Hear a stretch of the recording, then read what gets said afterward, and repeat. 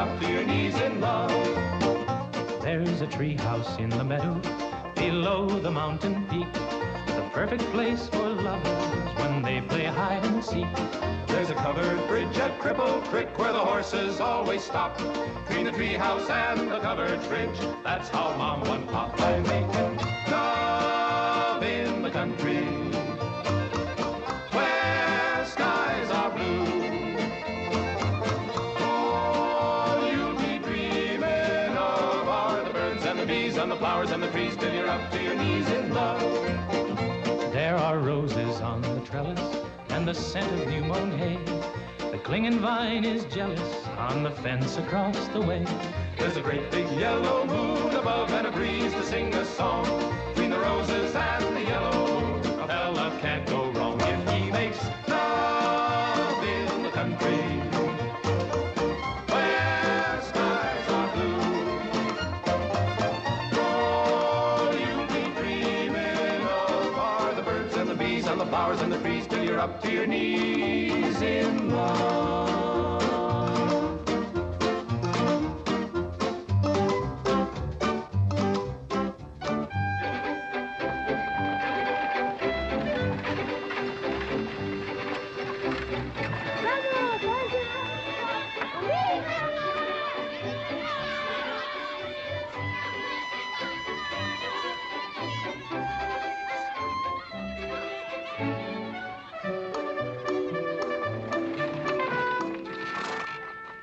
Lord to goodness, not again.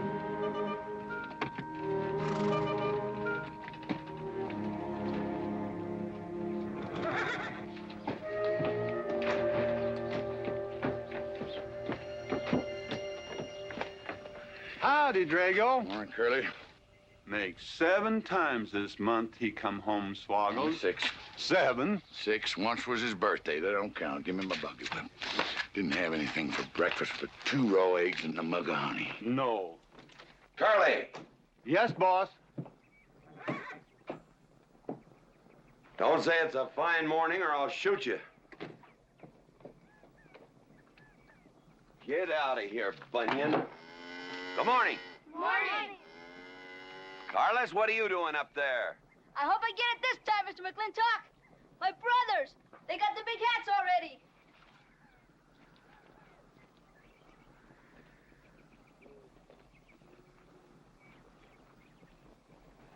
All right, let them have at it.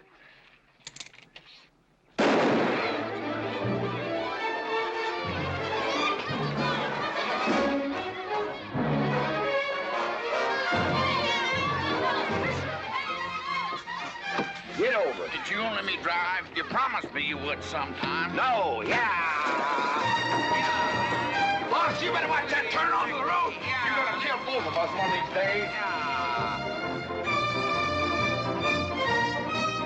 Thank you, Mr. Boss.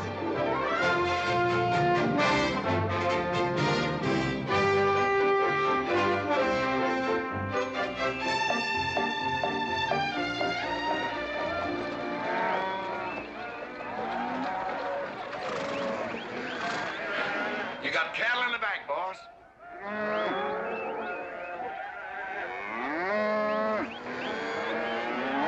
Yeah. Give it up. Yeah.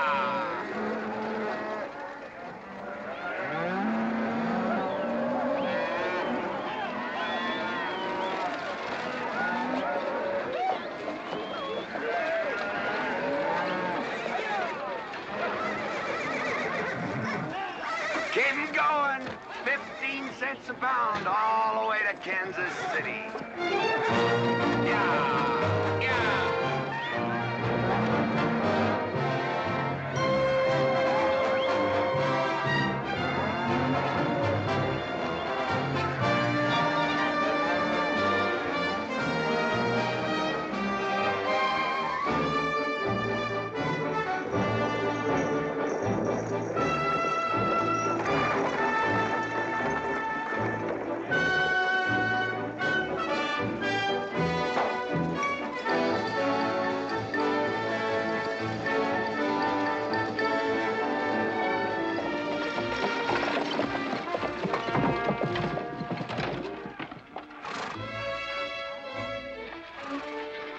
boss, there's one old pensioner I wished you'd pass up.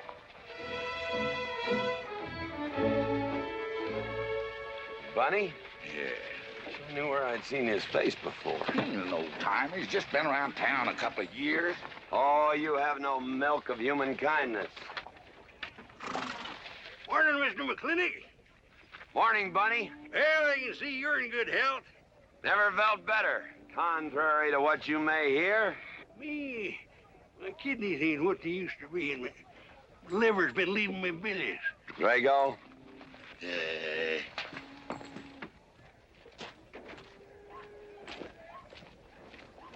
Hello, Ben. Hey, McLintock. Drago, throw that in the buggy. Yes, sir. The scrubby bunch of Sooners, huh? They are at that. Well, it ought to make Douglas happy, lining his pockets with land fees. What are we gonna do? I don't know what you're gonna do, Ben. Me, I do nothing. 200 families. Quarter of beef a week per family. If they last 2 years, that can be a sizable number. I got 20 head to 1 of any other brand on the Mesa Verde. I'm not hollering. Some of us haven't got all the money in the world. Some of us ain't old and tired and feel like being put upon. You interest me, young Ben. Go on. So the first time I find one of our hides wearing our brand hung on one of them settlers' fences, I aim to kill me a plowboy. You do what you want, McLintock. We'll do what we want. Fellas my age generally call me GW or McLintock. Youngsters call me Mr. McLintock. All right, Mr. McLintock. Not because I'm afraid of you. You're the big he-stud of this country. And I reckon a fellow my age should call you Mister. Full grown now, GW. He's a half owner of the spread. I made him a full partner the day the doc gave me the long face. Well, you want him to vote the first time this territory becomes a state, don't you? Of course I do. If these settlers get burned out, there'll be a lot of hollering that this country's too wild to be a state. We'll go on being a territory some more, with a lot of political appointees running it according to what they learned in some college where they think that cows are something you milk, Indians are something in front of a cigar store. I'm looking to you to hold young Ben down. I'll do what I can. Come on over to the house once in a while. We'll rack up a few hands of stud. GW, that'll be just fine.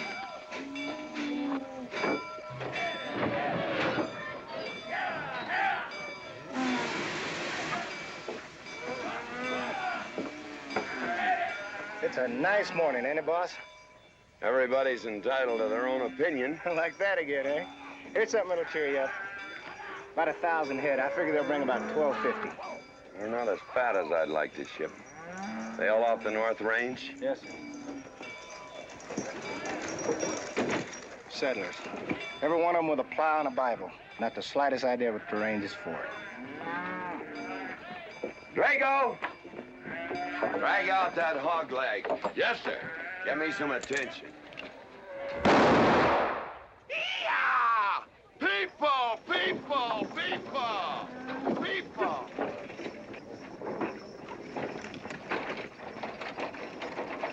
Come on, all of you, gather around. People, come on, gather around. I'm McLintock.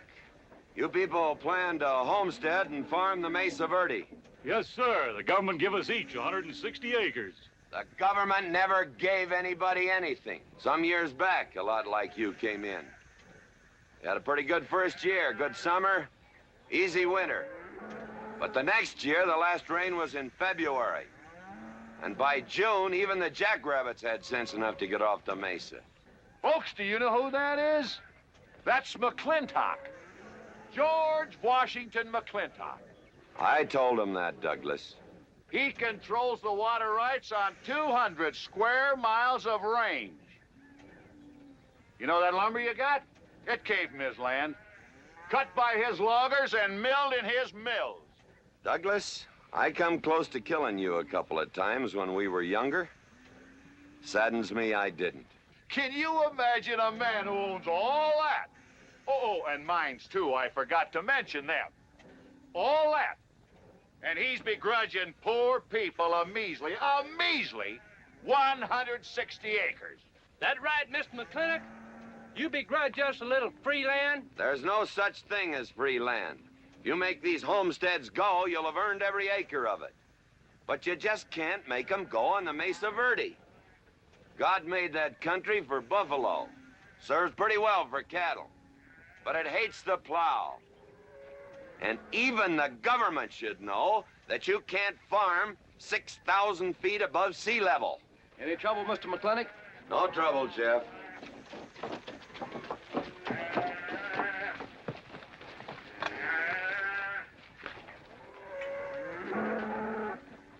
How about you, Douglas? Douglas? Just plain Douglas, eh? And you call him Mr. McLintock. Why? Well, Douglas, I guess it's because he earned it.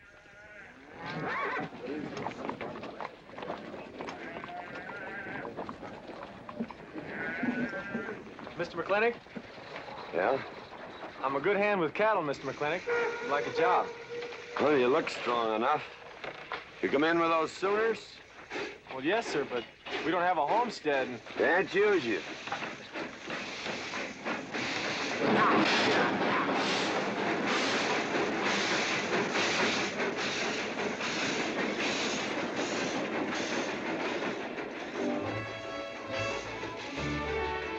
Tough life, ain't it, Sonny? Hell, ain't much future in being a farmer around these parts.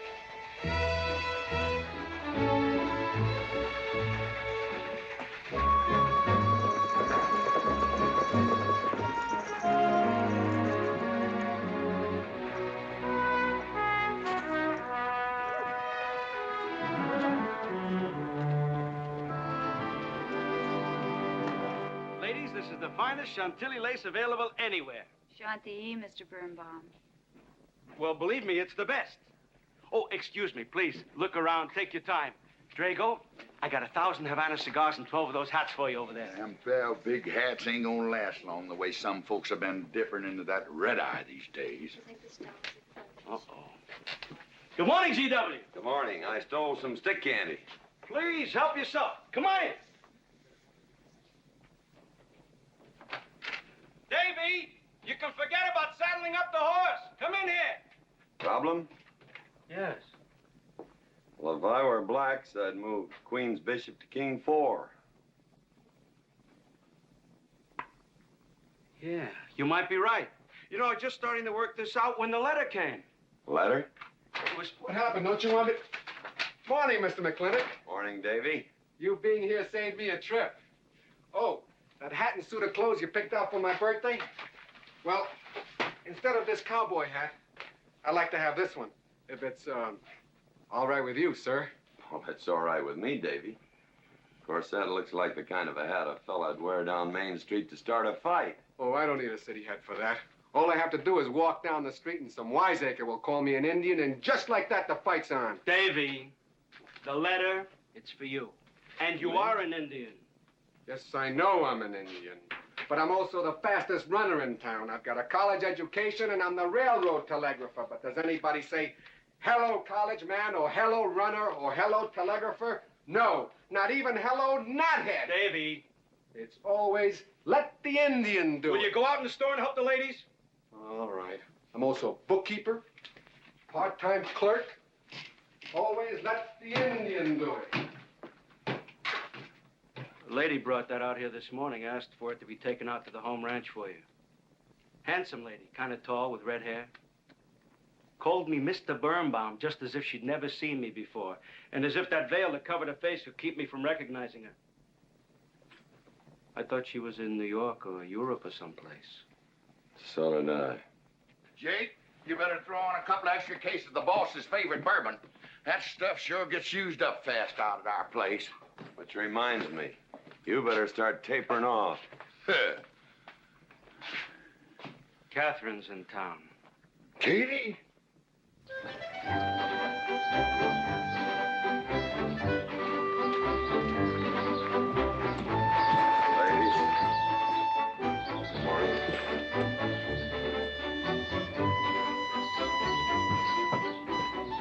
Mr. Clifford. Morning, Mr. McLaglen.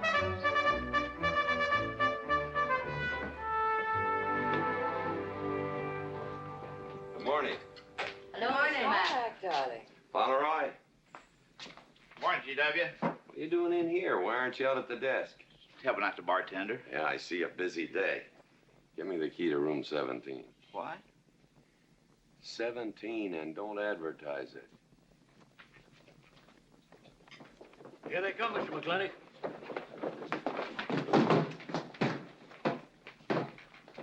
Set 'em up. Beer, whiskey. Day off? Off day. Wonder what he's so preoccupied about. Haven't you heard? No, what? Katie's back in town. Katie? Yes, dear. The social arbiter. Well, hi, Sonny. Good morning. Oh, He sure is a quiet one. Mr. McLintock? I don't want to bother you. I'm sorry, boy. I told you, no job.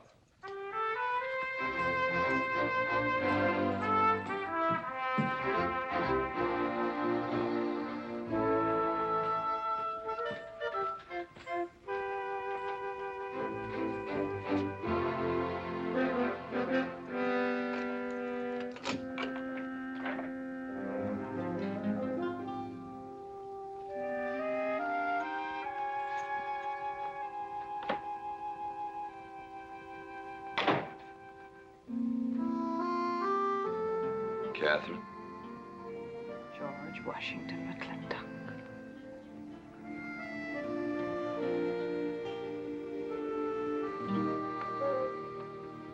I thought you'd want this.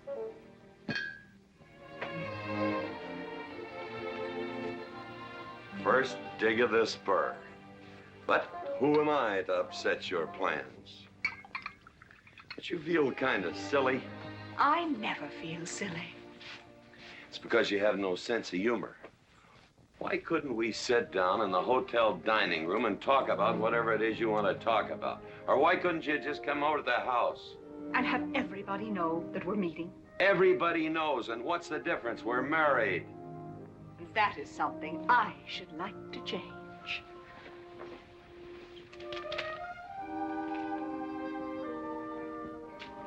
You know the answer, Katie. That isn't why you sent for me. Let's get to the rat killing. That's just the kind of remark that's always endeared you to me. Let us open the discussion. Very well. Our daughter is coming home in a few days.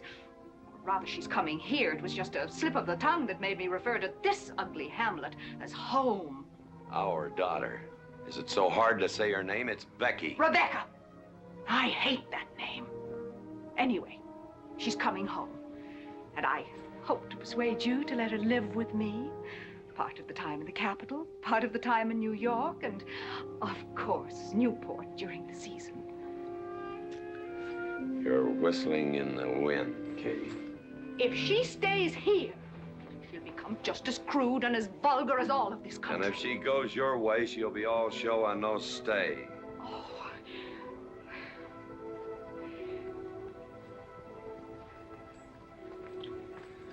No go, Kate. I hate you. Oh, how I hate you. Half the people in the world are women. Why does it have to be you that stirs me?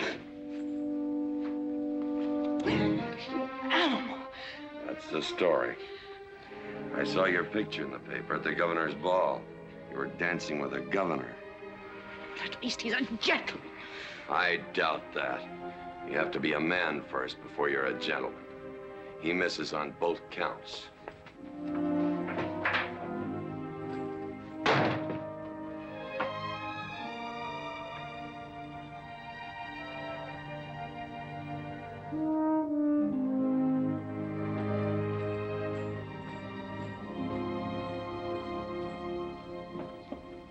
Hey, Sonny, you gonna ask him again? Nope. Hey, boy, you got a pocket of pride. You got a bag. You better listen to an expert, Sonny. I'm telling you, you got to grovel. Human nature gets him every time. Mister, leave me alone. Everybody does it one way or another.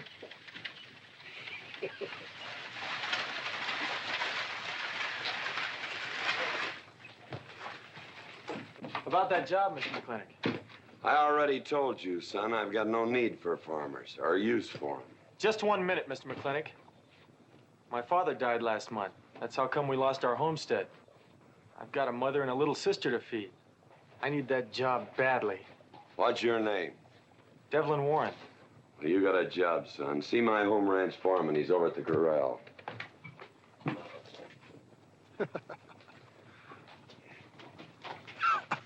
Step down off of that carriage, mister.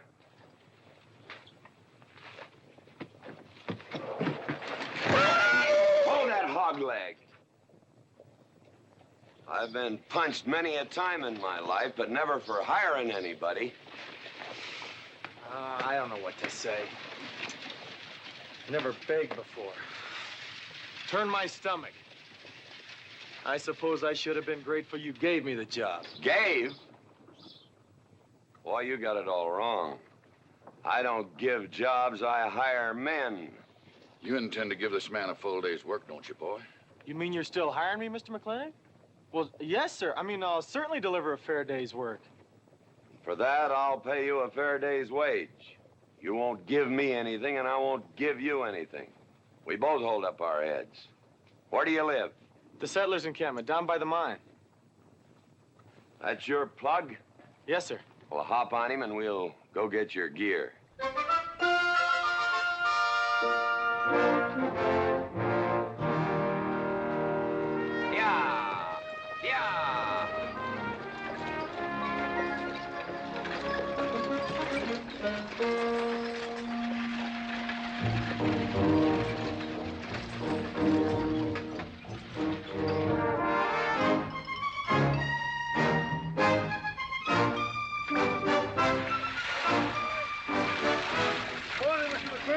Morning, Mr. Poor Boy.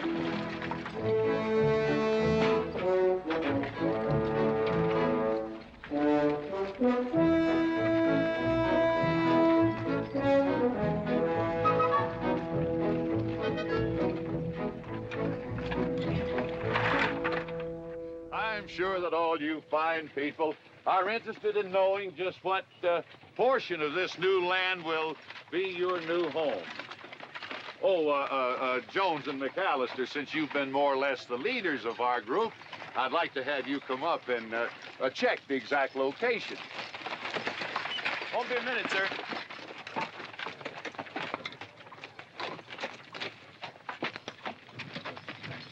Go after that boy and give him $30. Tell him McLintock pays these riders a month in advance. From the looks of things, they could sure use it, too. Oh, Mom? It's Mr. Drago. More. Well, and what do we owe this visit from the cattle baron? I've got a touch of hangover, bureaucrat. Don't push me. Oh, Batjac!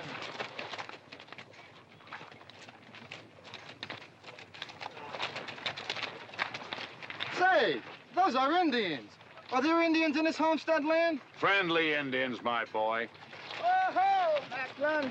Oh, running buffalo. Oh, McLaglen. Long time we don't get drunk together. And it's gonna be a lot longer time, because it's against the law and you're with the sheriff.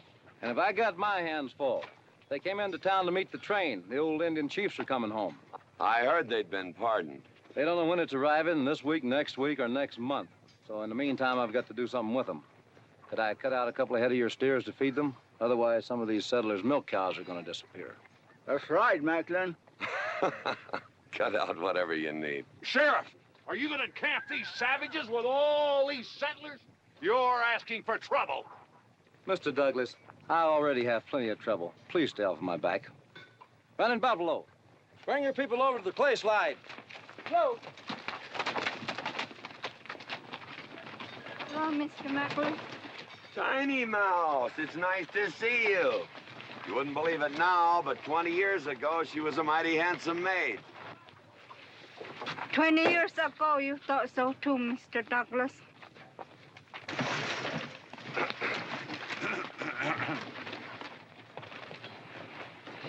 It was just like this. I had a dead beat on old running buffalo, and my sharp 50 caliber misfired. I was back in that trouble in the 40s. Remember? I remember. Hey, you want to tell you something come directly from heaven? No.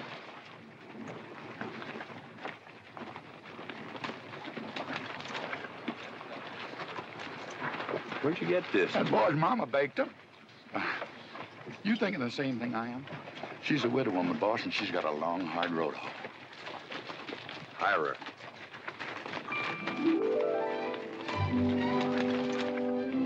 I always said you had a heap of sense. Mr. McLintock, this is my mother. Your mother? And my sister. Pleased to meet you, Mr. McLintock. Ma'am, this here's my boss, and he has a few choice words to say about your biscuits. Yes, Mr. McLintock? Huh? They're great.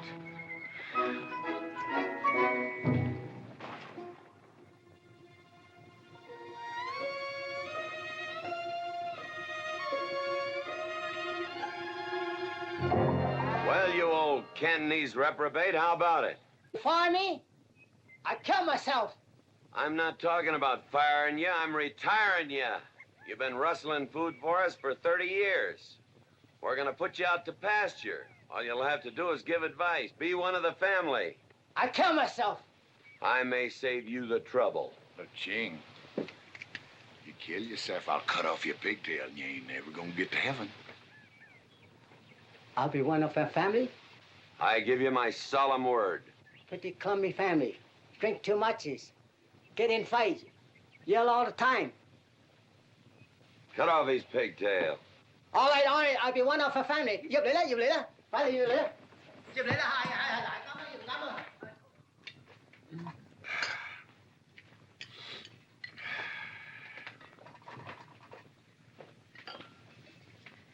I hope everything is satisfactory. This is such a big house, it'll take me a while to get used to things. Now, please don't hesitate to tell me if anything is wrong. No bird's nest soup. Otherwise, just fine. Everything went nicely, finally. ma'am? Best apple pie I ever had. Curly's right, ma'am. Hated to leave that last bite. Shall we celebrate with a drink? Carlos, come in and help me with the dish. Alice, you want to help too? Yes, Jacob. All right, pitch in. Now, I'll wash and you kids can dry. Is that good here?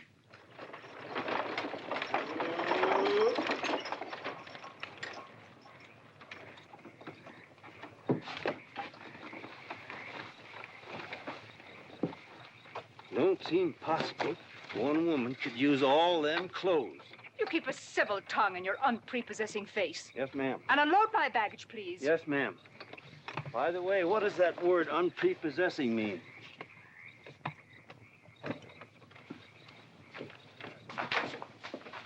Miss McLintock. Oh, hello, Carlos.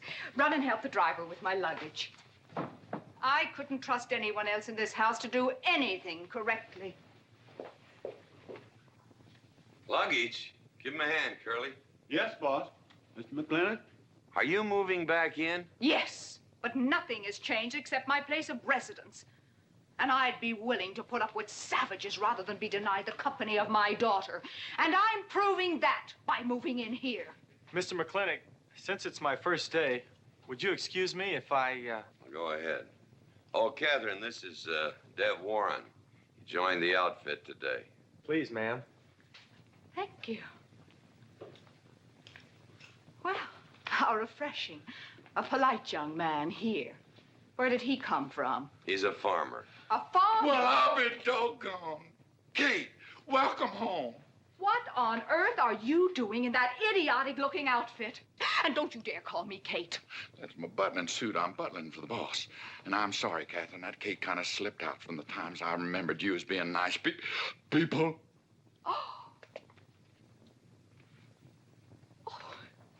Are you going to stand there with that stupid look on your face while the hired help insults your wife? He's just ignorant. He doesn't know any better than to tell the truth. And I can't help this stupid look. I started acquiring it as you gained in social prominence. Mrs. McLintock, Where do you want I should... What? Put him in the master bedroom. Yes. But move Mr. McLintock's things into another room.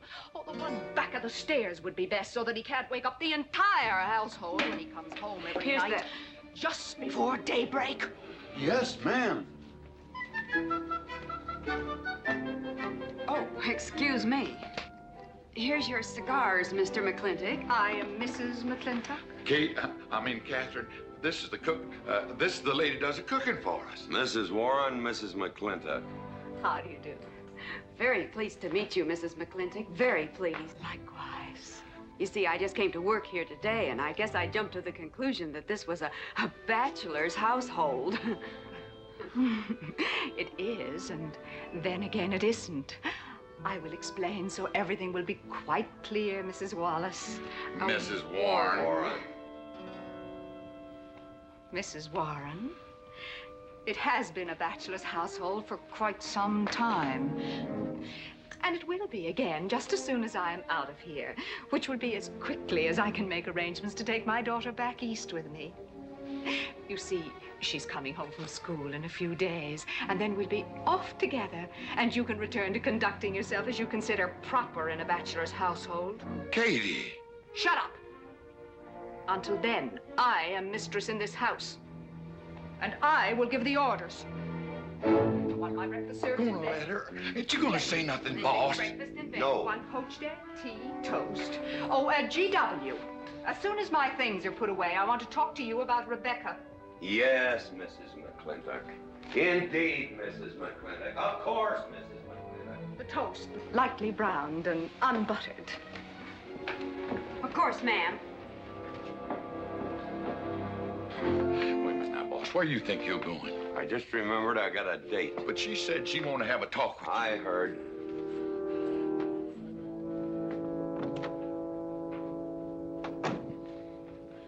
Good evening, Lem. Evening, Mr. Mac. Yep. Say, Mr. Mac, what does unprepossessing mean? I was called that once, Lem. Looked it up in the dictionary. It's best you don't know what it means. Uh-huh. Thank you. You're up.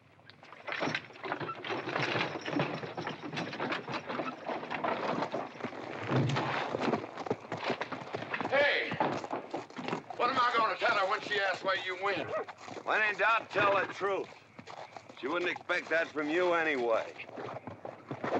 Where's Mr. McLintock going? There he goes, burning his last bridge. You see a yellow streak about a foot wide running up down his backbone. Well, Mr. McLintock? He ain't afraid of nothing. I once thought that.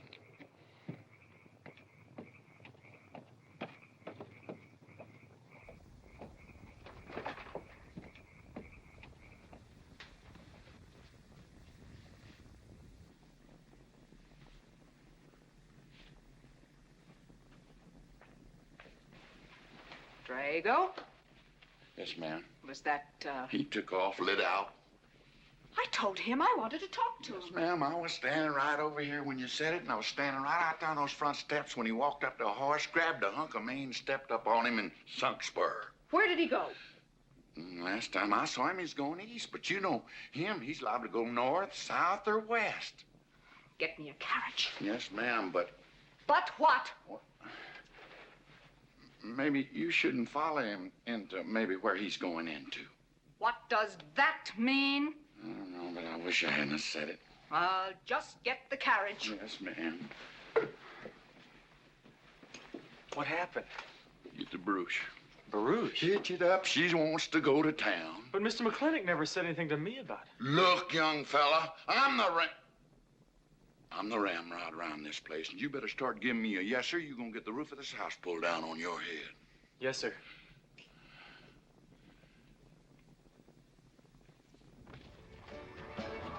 Hello, Dady. Hi, Mr. McLintock. New broom, eh? Big please. Hello, Bunny. How is everything? Oh, fine, fine, Mr. McLintock. I'll get you next time.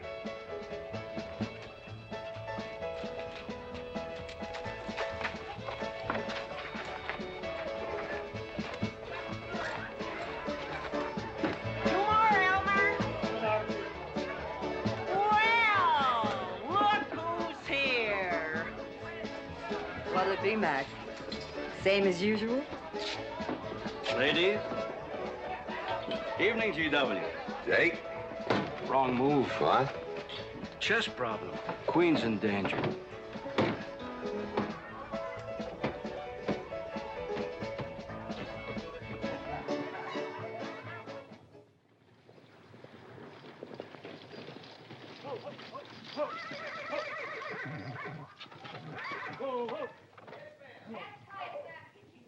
I suppose you can do that. Camille, you're on your own. Mr. McLintocck?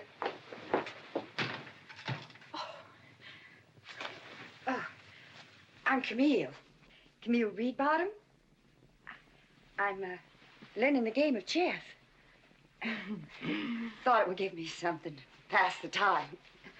See, I have nothing to do all day long, and I just remembered something.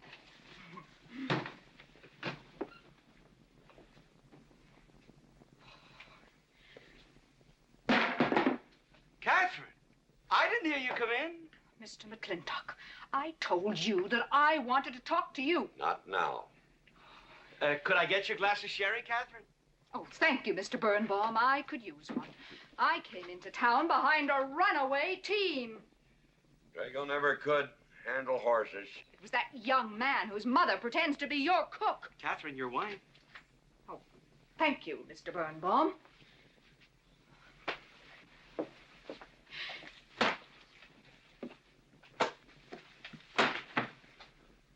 Now, Mr. McLintock, we have an awful lot to talk over. First thing I learned about Indian fighting was to wait for daylight. What has our conversation got to do with Indian fighting? Indian fighting is good experience for our kind of conversations. Oh. It'll wait, Catherine. Evening, Sheriff. Mr. McLintocck, we had quite a ride out here. Oh, I finally got that team settled down. It's your move. No, it's your move. I just castled. Oh. Now, look here. You're not going to sit here all night long and play chess when the matter of our daughter remains unsettled. I am going to remain here and play chess, and the matter of our daughter is settled. She stays. Oh, such stubbornness. Catherine, your hair. Oh, it is a mess after that awful ride. No. It's just that I haven't seen you for a long time. And it seems to me the last time I saw you, your hair was a little darker, no?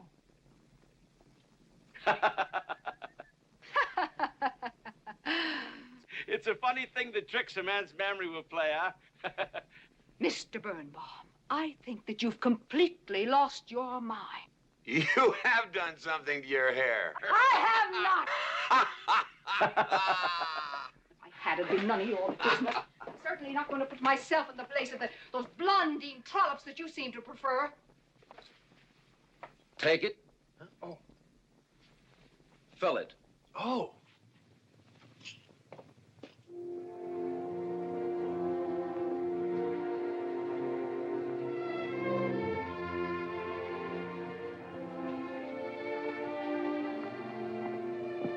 Morning. You fellas still at it all night? A McLintock never quits.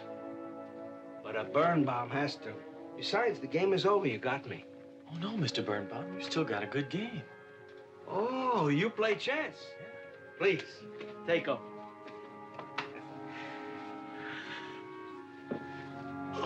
Pretty good. Fair. Well, looks like I won't have to come into town always to get a game. Remember, I'm a bad loser. It's your move. Yes, sir.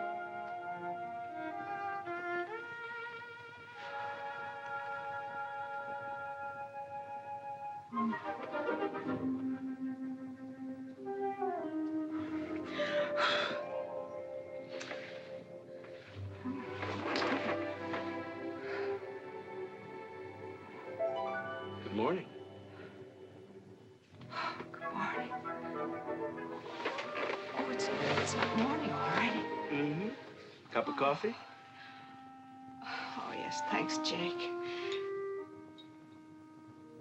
You're welcome, Catherine. Got any cream? Canned cow's milk. That'll do.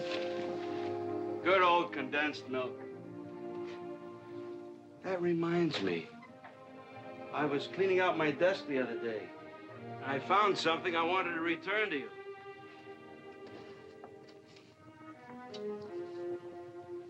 Here it is.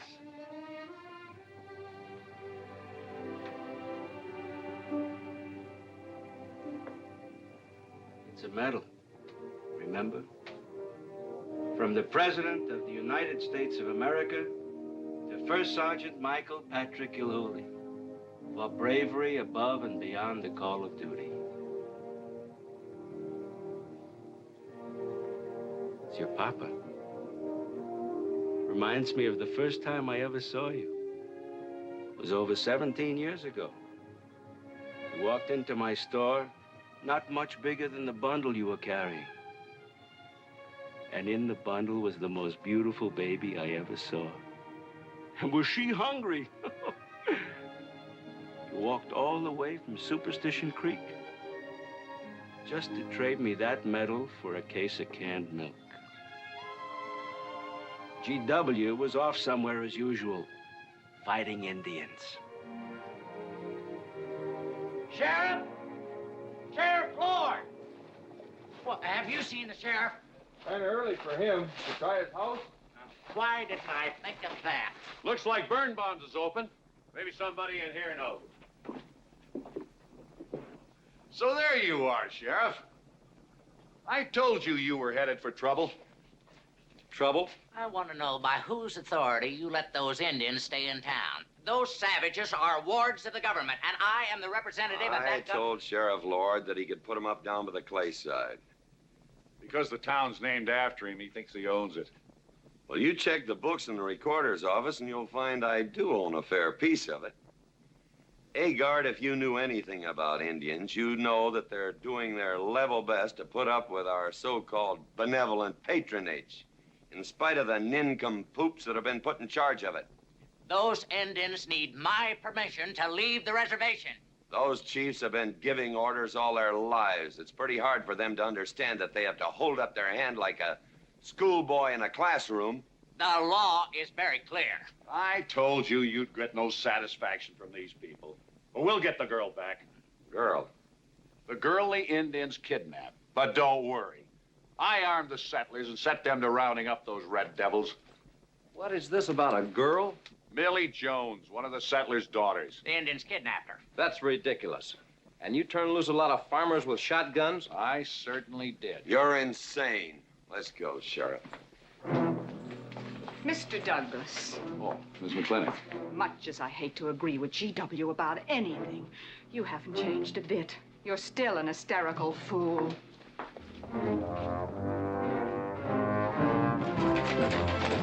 I'm into town. I got worried. What about? Thought maybe Katie shot you. Not yet, Drago, but it took restraint. Wait a minute. You better take Agard along. Not that he'll be much help. Drago, put him on the horse. Just a minute. Well, I'll drive. Yes, ma'am. Agard, what are you doing? Agard, this is serious. Stay with him, Agard. Stay with him. Agar, will you stop showing off and getting this buggy? Mercy. Mercy. That horse is a little green.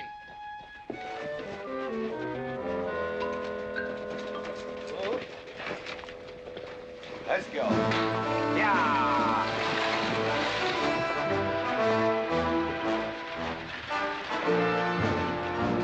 Just where do you think you're going? Don't use that range, boss. Tone of voice with me.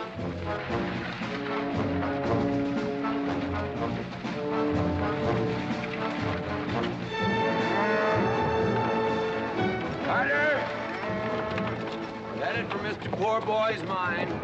Mount up some riders. Right, boss. You heard the man.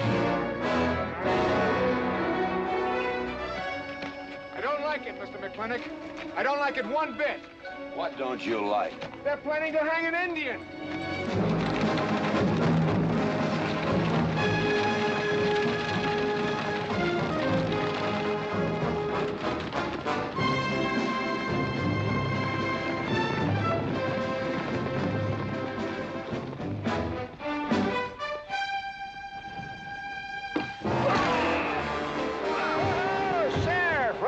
funny. Where's the whiskey? Hold that! Not so fast, Mr. Boss of the whole country. Unless you want to wear a big hole in your middle. How long is GW going to let that cheat-chalker push him around? That cheat-chalker has a sawed-off shotgun. How do you know she didn't wander off someplace or meet some fella or something? What are you saying? That I didn't raise my girl right? That she'd wander off all night with some man? There's a lot of things I'm not saying to you, mister. Well, you got a sawed-off shotgun in my middle. But how do you know this Indian had anything to do with it? She's gone, ain't she? She's gone. Pa! Pa! I'm over here! Pa! Been looking for me, Pa? Where you been, gal? Young Ben took me for a sunrise ride, and the horse wandered away. You come down over there. But, Pa! She's telling the truth, Mr. McLintock. We wasn't doing nothing. Well, that's not important right now. The important thing is that you don't draw that hog leg, or this will be worse than Dodge City on Saturday night. You get on, back to the wagon. I'll tend to you later. Now for this young whippersnapper. Now, no harm has been done. And young Ben here is one of the nicest boys in the territory, so just put down that shotgun and I'll let's teach forget him to fool with Mike. Now, we'll all calm down. Boss, he's just a little excited. I know. I'm going to use good judgment. I haven't lost my temper in 40 years.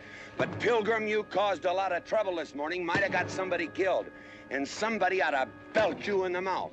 But I won't. I won't. The hell I won't.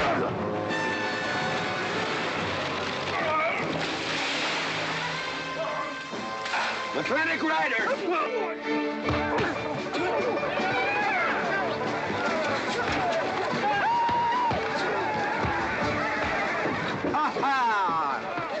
Oh, McLaglen!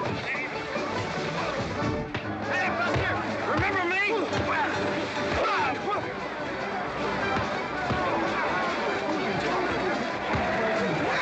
Hello, sir. Nice party.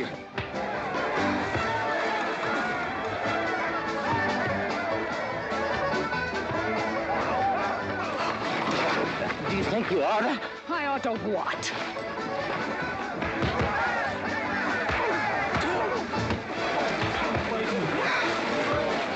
Why, you...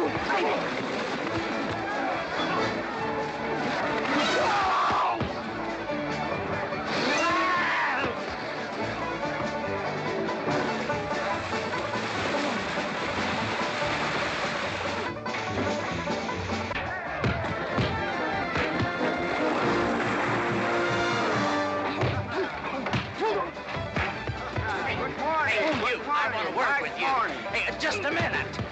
What do you do? My glasses. Hey, now stop this or you'll be sorry.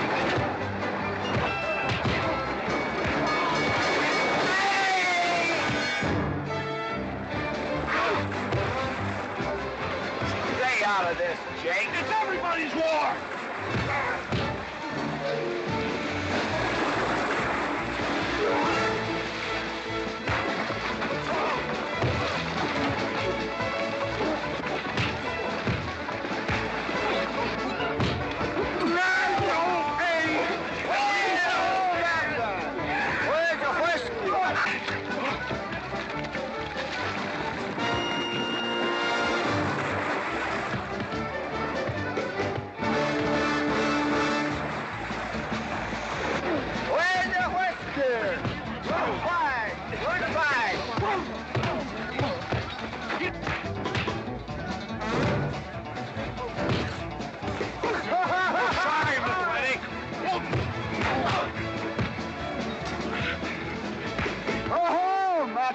Thanks.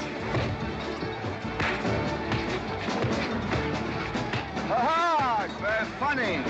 Yeah, very funny.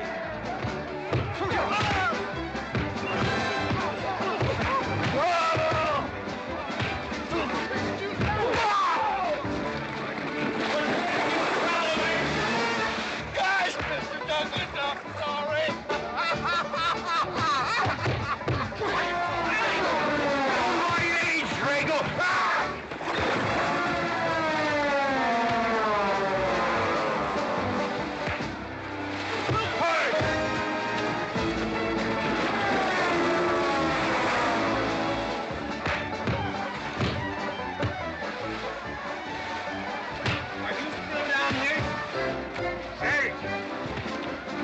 wanted away, huh? Honest, Mr. Jones, honest. Oh, Get out of my way. Nice left. Thanks. I went to college. For this, you don't need college. You're not getting me down there.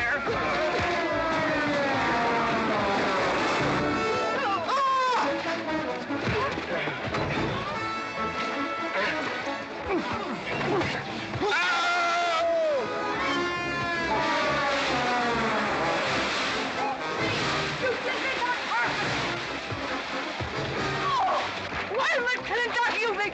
Good morning to you, Mrs. McLintock. Buddy, you big... Yowie!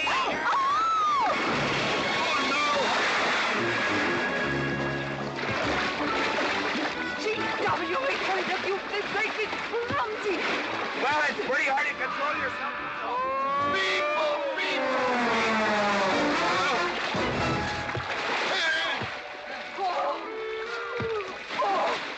oh, McLaglen. Oh, McLaglen. Good party. But no whiskey. We go home.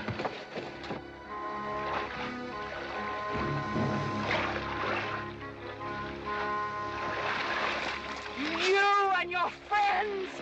Well, we at least saved your hat.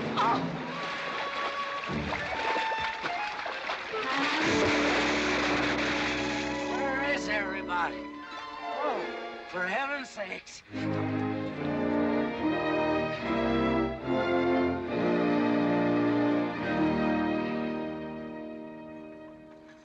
Drago, will you never learn how to handle a team? Yes, ma'am, I'll sure try. I'll tell you that now. Try me family. You want to lose your pigtail? I lose face.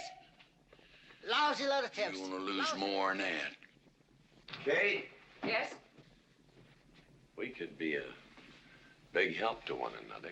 Like what, may I ask? Oh, we could wash the mud off of each other.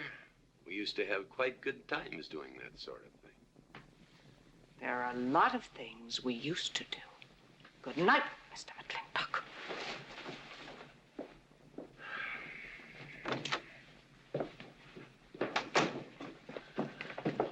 Any luck?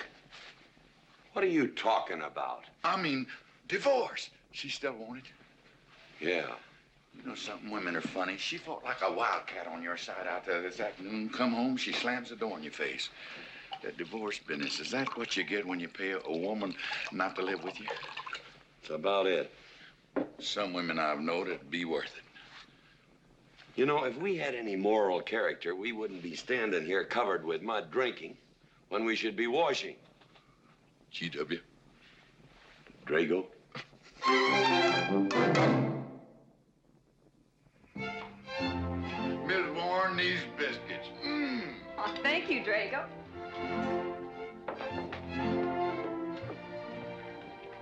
Good morning, Mrs. Warren. Good morning, Mr. McLintock. Breakfast for the boss? If that's the way you want it, Mr. McLintock.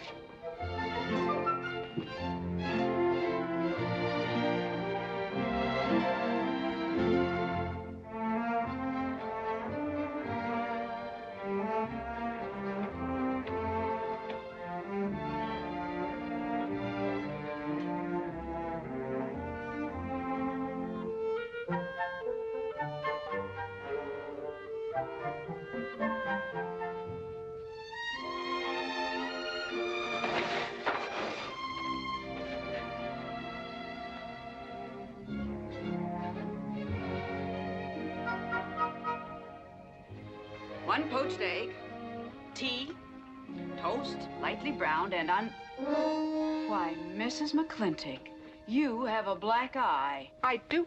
Ooh.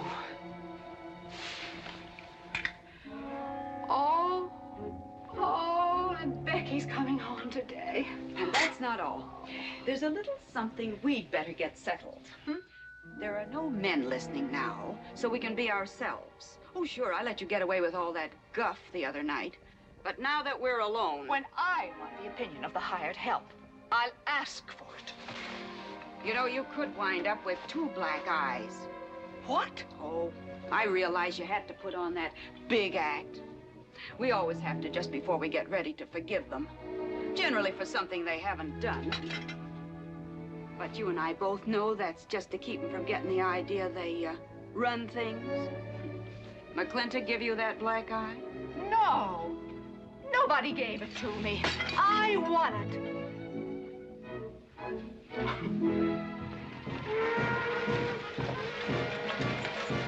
Morning, Davy. Morning, Mrs. Beach. Mr. Beach.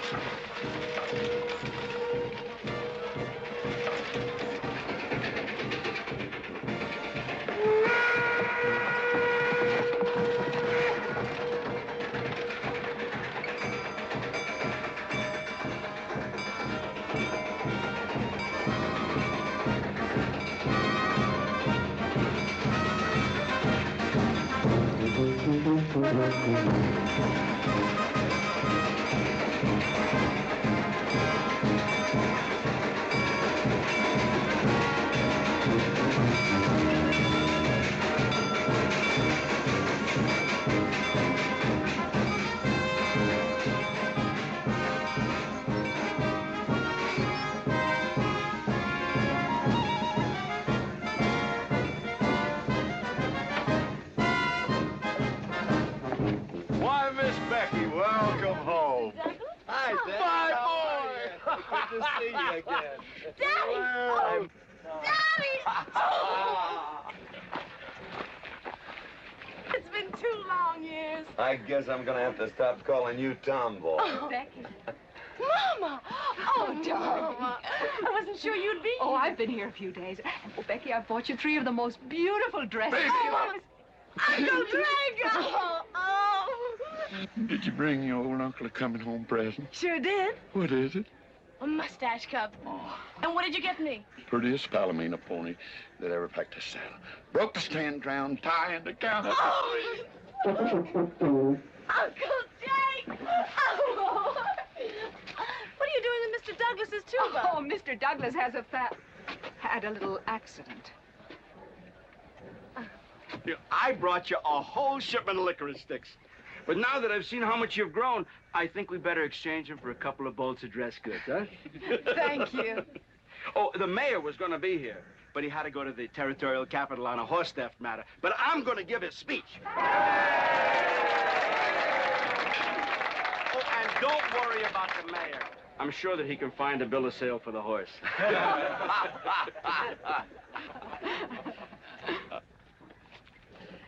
Ladies and gentlemen, we are here to welcome the fairest...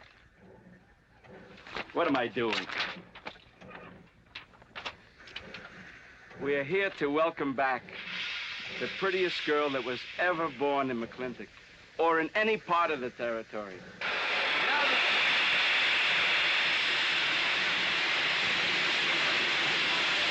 Hey, Davy! Yeah? I got something for you. Yardmaster up at the junction told me to let him ride, so I locked him in here. I've had my scalp a long time, and I aim to keep it.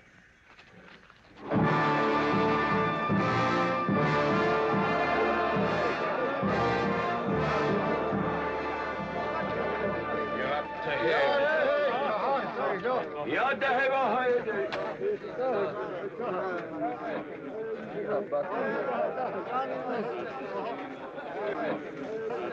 And now she's come back to us. Gone are the pigtails, but the freckles are still on the prettiest face that was ever born in McLintock.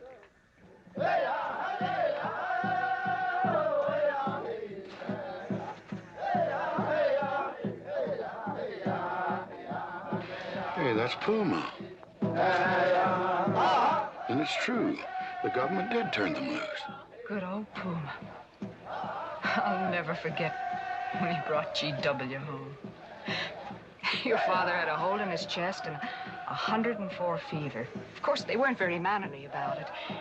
He came past the house at a high lope and threw him on the doorstep. And you do remember them good old days, don't you, Katie? Catherine.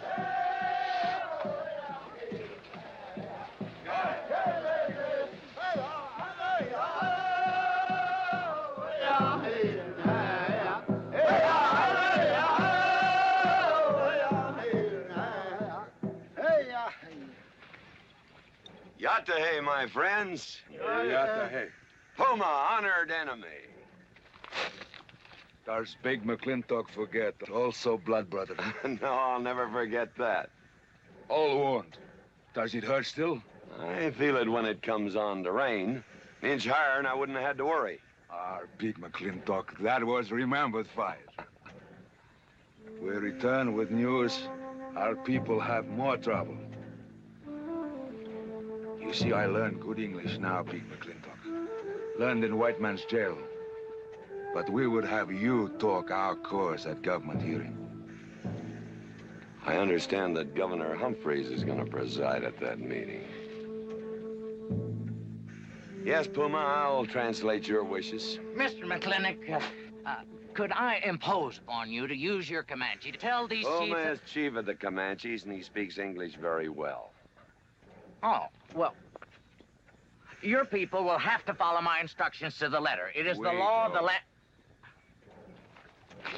Well, now, just a minute. Well, for heaven's sakes.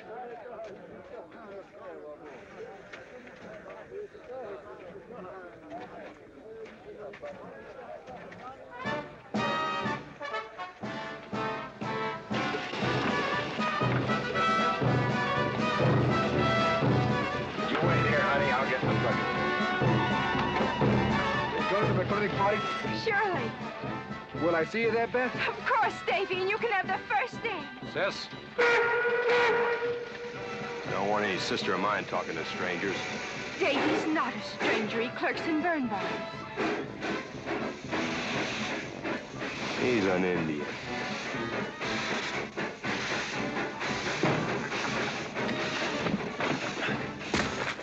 Darn you, Drago! Now look what you've done. Baby, this is Devlin Warren. He works for you, Papa. Dev, this is Miss Becky McLINTOCK. Those are my things. Yes, ma'am. Oh, I'd have known you anywhere, Miss Becky. What do you mean? Oh, I mean, you look so much like your mother. Well, even prettier. Oh, Mr. Warren. Mother's much prettier than I am. Many a fight started with words like that. Come on, get in the boat. Hello, Ching. We got jelly pie for dinner. Oh. I'm not cooking. No, he's not.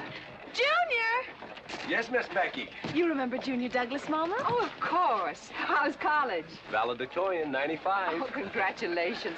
Oh, Mr. and Mrs. Douglas, we will see you at the party, of course. Oh, delighted. Well, it'll be pretty hard to keep young men away. Yes, sir. Drago? Yes, boss. Baggage all loaded. G.W. You remember young Junior? Oh, yes. Like father, like son. Mr. McLINTOCK, I hope you don't think I'm being presumptuous in asking for the honor of calling on Miss Rebecca. Well, there she is. Ask her yourself. Well, thank you, sir. Ching, now I'm going to get fired. Get up out of here. Thank you, sir. Thank you. Have you no manners? See you at the party, Junior! Yeah. Yeah, what? Like father, like son. What did he mean, Matthew? Come on, Ching. Grab a root and growl. 我係佢高人，唔認真做工。我係嗰啲人，我死唔係屈佢生我做啊！我呀，快坐啊！ Well, you're doing a good job, Miss McLINTOCK. Thank you, Miss Flora. Deb, when you're finished there, go over and help Drago with the beer kegs. Yes, Mom. Deb, could you come and help me a minute?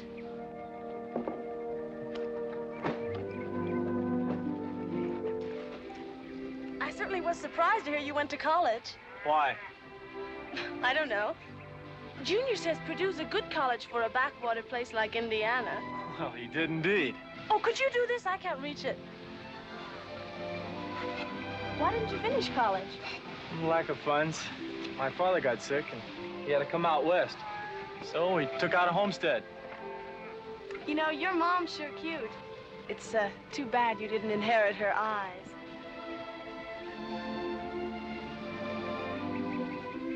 Well, you'd been lucky if you'd inherited a few things from your father. Oh, really? For instance? It was common sense, for instance. Common sense? Yeah. You don't see him being fooled by some dude like Junior Douglas. Junior's not a dude. He's nifty. This needs a woman's touch. And besides, he got a letter at college. What sport? Glee club. Very strenuous. Don't you dare hug me! Oh! I have no intention of hugging you.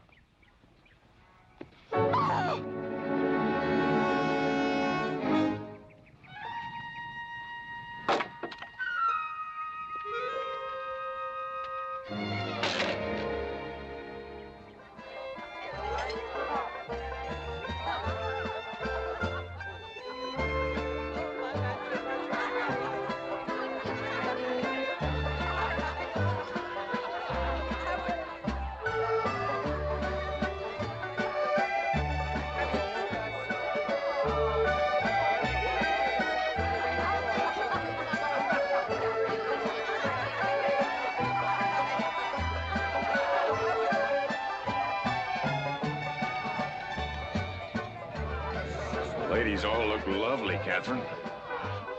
You know, this is a real fine party. Oh, thank you, Ben. Of course, we had to invite everybody. Just everybody.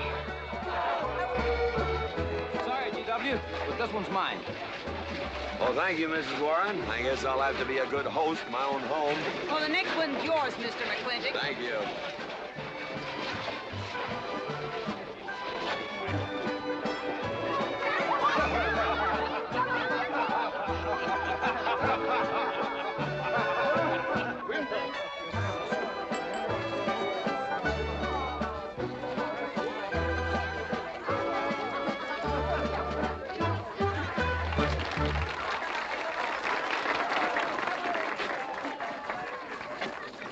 Drago, go and do what I told you to do.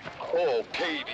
Catherine, and do as you're told. Oh, Drago, do this. Drago, do that. Yeah! People, people, people. This Douglas feller. Drago! Yes, ma'am. Matt Douglas, Jr.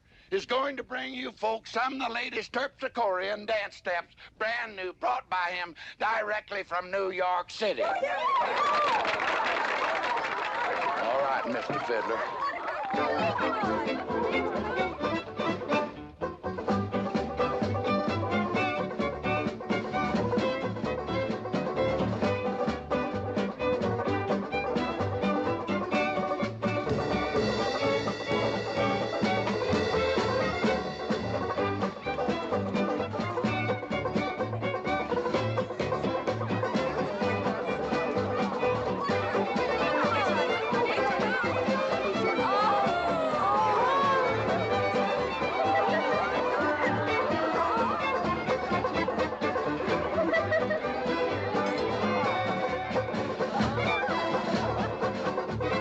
Give me a whiskey. Cook Williams, I'm Bolo. What? Just turn a 10-gallon party, boss. We'll run out of whiskey. Well, I can take care of that, Shake.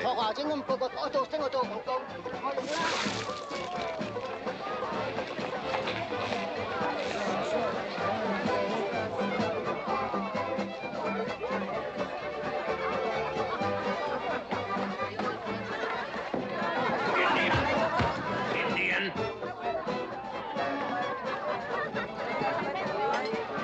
And you still got any ideas about asking my sister to dance? Get up and we can do this all over again. Yes! That's enough. You fought it. It's all over. Quit butting in, Birnbaum. He's a hired man, not your son. Look, you fought him fair and square. I don't think it was so fair and square.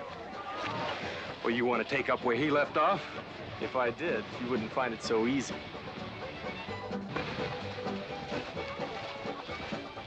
Now we've had enough of this. Well, when are you gonna quit walking away? Just as soon as we're out of sight of the party. A little lesson I learned back home, don't fight in front of women. Well, we're out of sight now. So we are.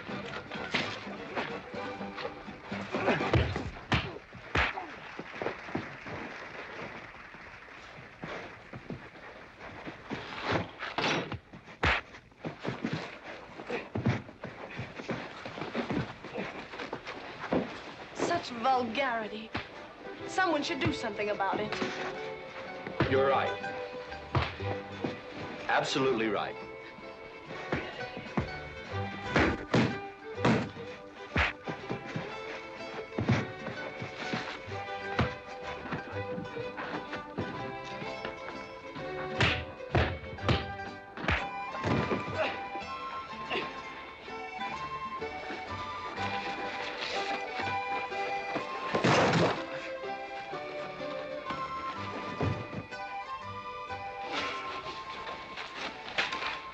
You all right, young man?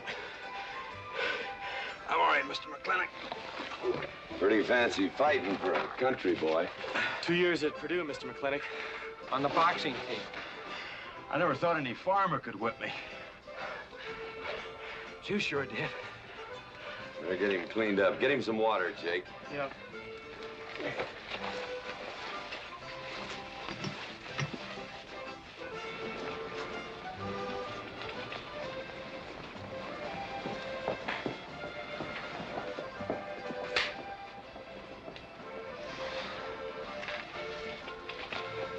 Get yourself cleaned up. Go ask that girl for a dance. Who? Oh! Did I miss one? Where is he? I'll find him, that young whippersnapper. Trouble. Where is that farmer boy? Where is he? Where is he, G.W.? Oh, so you're the young farmer boy that whipped my nephew. Well, I'm Fauntleroy Sage, young Ben's uncle. Well, I'm no farmer, but if you're young Ben's uncle, yes, I whipped him. And you're intruding. What's intruding mean? Butting in. Oh, so he's insulting me. Well, then I got another reason for walloping him. Besides, on account of him thrashing my nephew, young Ben. Fauntleroy, you can't get mixed up in these youngsters' quarrel. Family honor. I can't have said a farmer whipped a sage. You're twice his size. Don't let that bother you, Mr. McLintock. Mr. Fauntleroy insists. I'll just have to teach him the same lesson.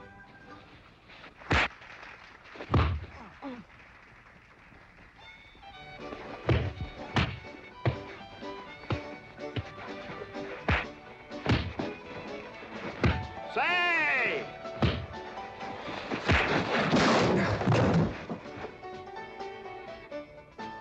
Sorry, young feller. Hate to have to do that, young fella. No hard feelings. Not yet. Not yet what? I mean, that isn't all. Now, wait a minute. Fauntleroy, we're gonna make this a fair fight. Of course we are. Of course we are, G.W. There'll be none of this. I wouldn't do that, G.W. You wouldn't do... No, I wouldn't do that. And Dev, I don't want you kicking Fauntleroy in the knee. He didn't do no such thing. And none of this nose twisting. He's all yours.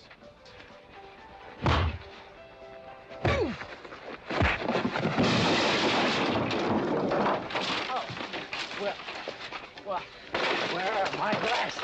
You all right, young feller? Ouch! I'm all right. This Indian agent will stop stepping all over me. I beg your pardon, G.W. You're just funning me. But I want you to know that boy fought me a fair fight. Well, I'm glad to hear that, Fauntleroy. Here's my uncle. Fauntleroy, what have you been doing? I hope my uncle didn't bother anybody. No bother. I think we'd better join the ladies before they get curious. Drago. Fauntleroy, let's line them all up for a do-si-do. Jake, you think tincture of arnica would help? Could be. Used to help you.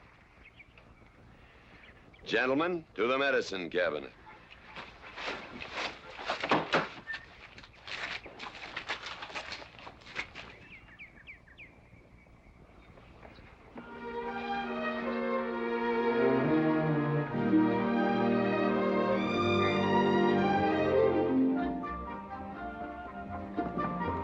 Good morning, Drago. Morning, Davy. You seen Daddy? Took over early this morning with a scattergun over his arm. Went hunting.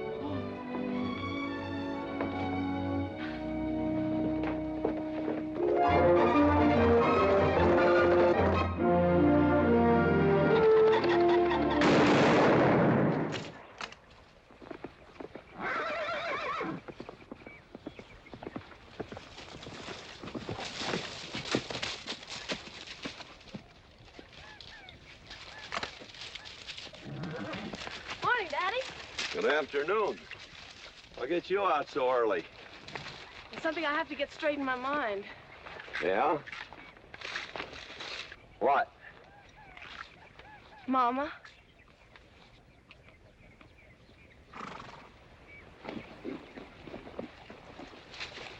Why'd you and Mama stop living together, Daddy? Why'd you separate?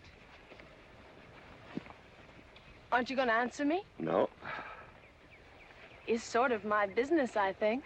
I don't. Is it another woman? Usually is.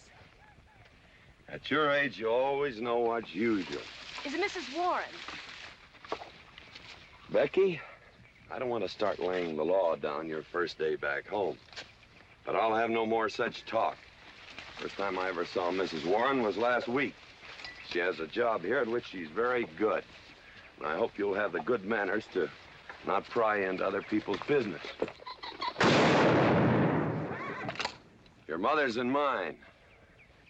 Pretty good shot, Daddy. Oh, I can understand your trouble. Mama's often so, well, so petulant. Petulant? You learned a lot of words back east, Becky. Wish to God they'd have taught you some meanings.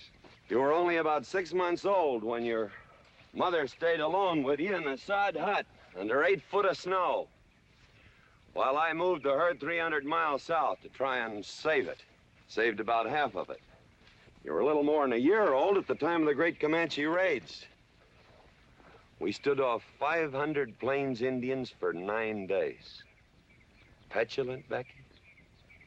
I think you better go on home. See that Ching gets those birds.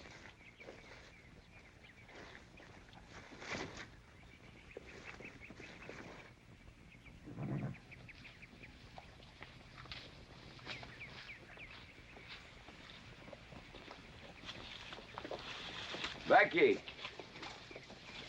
come here.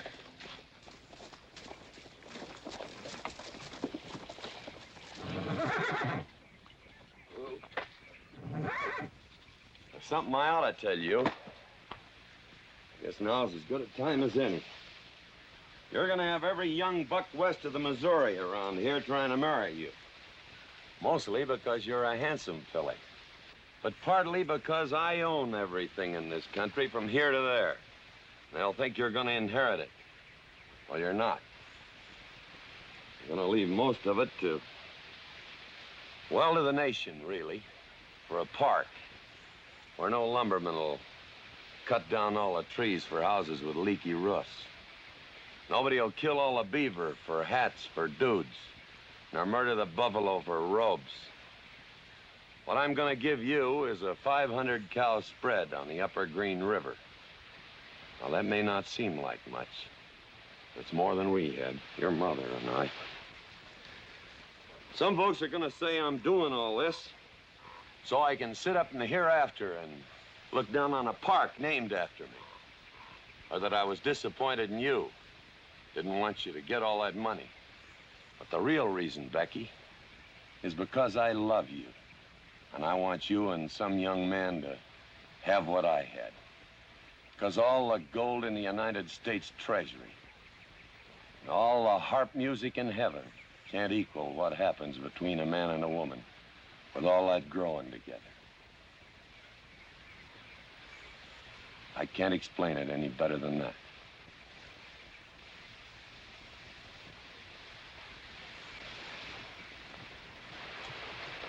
All right, Daddy. Becky.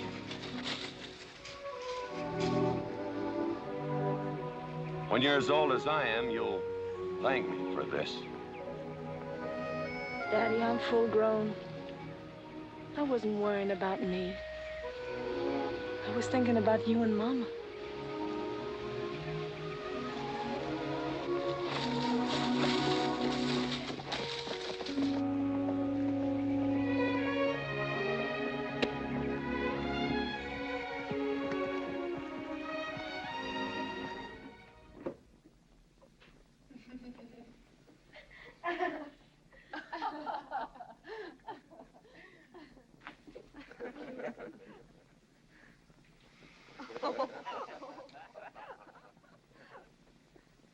Oh.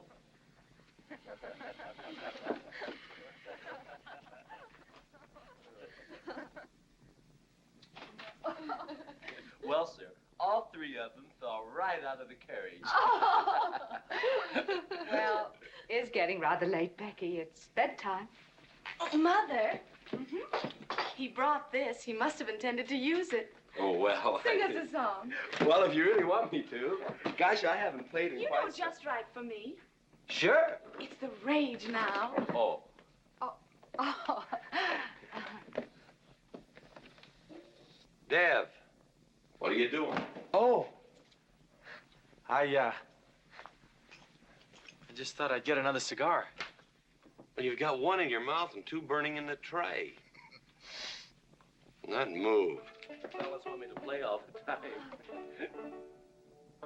You're cuter than a baby steer and softer than a mouse's ear. I want the whole wide world to hear. You're just right for me. You're sweeter than... Oh, no, not that rhythm, Junior. Do it the way they do at the plaza. I know the words. Sure, Becky. Will you sing with me? Of course. All right. I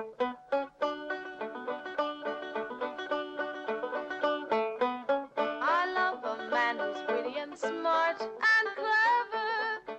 It's your move. Oh.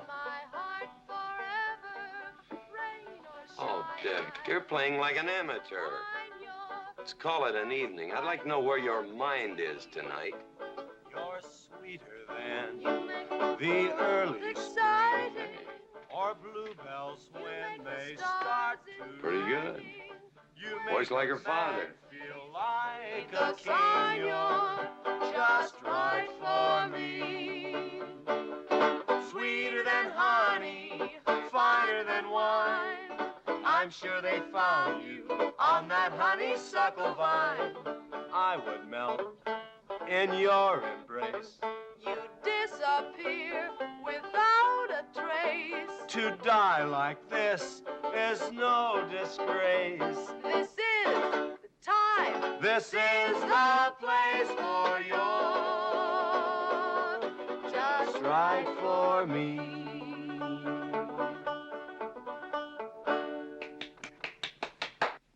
Well, that's so good, I kind of hate to break this up.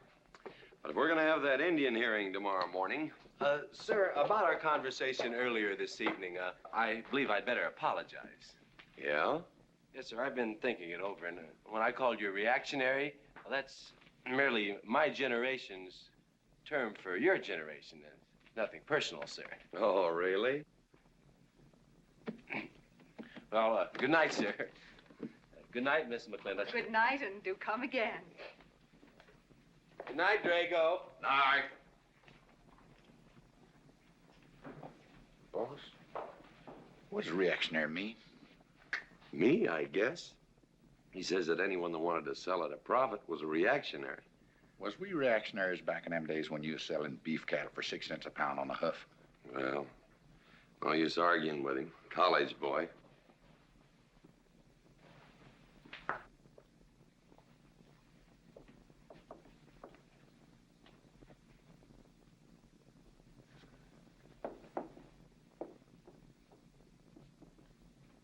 Devlin Warren, if you was my kind of man, you wouldn't let some dude walk off with the prettiest girl west of Denver without putting up some kind of fight. Does it show?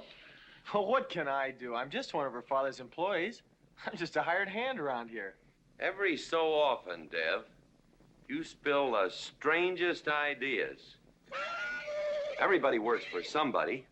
Me, I work for everybody in these United States that steps into a butcher's shop for a T-bone steak. And you work for me. There's not much difference. Daddy, the most terrible thing just happened. Junior's horse ran away. The one he rented at the livery stable. Tied up a rented horse by the reins. He's probably back in the stall by now. I think we can get Junior something that he can ride. What I'd rather do, Daddy, is drive Junior home in our barouche. It's a lovely evening, and I'm sure Uncle Drago wouldn't mind driving. I would, and I got the kind of manners don't keep me from saying so, just to be polite. I'll drive him home, Mr. McLintock. And you don't have to come, Miss Becky. I'll see that he gets home safely. I can take care of myself. You got yourself a foot, didn't you? Dev, get the carriage. Drago? I'm going with them. Now you got me wrangling dudes.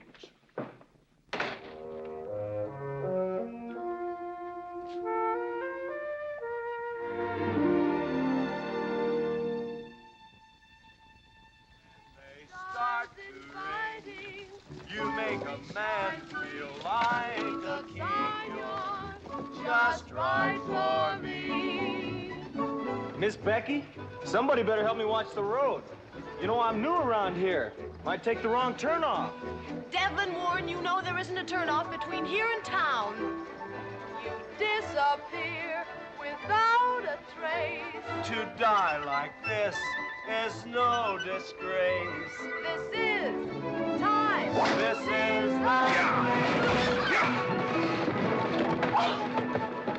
Devlin Warren, what are you trying to do? Kill us? Rather have your friend drive? Yeah!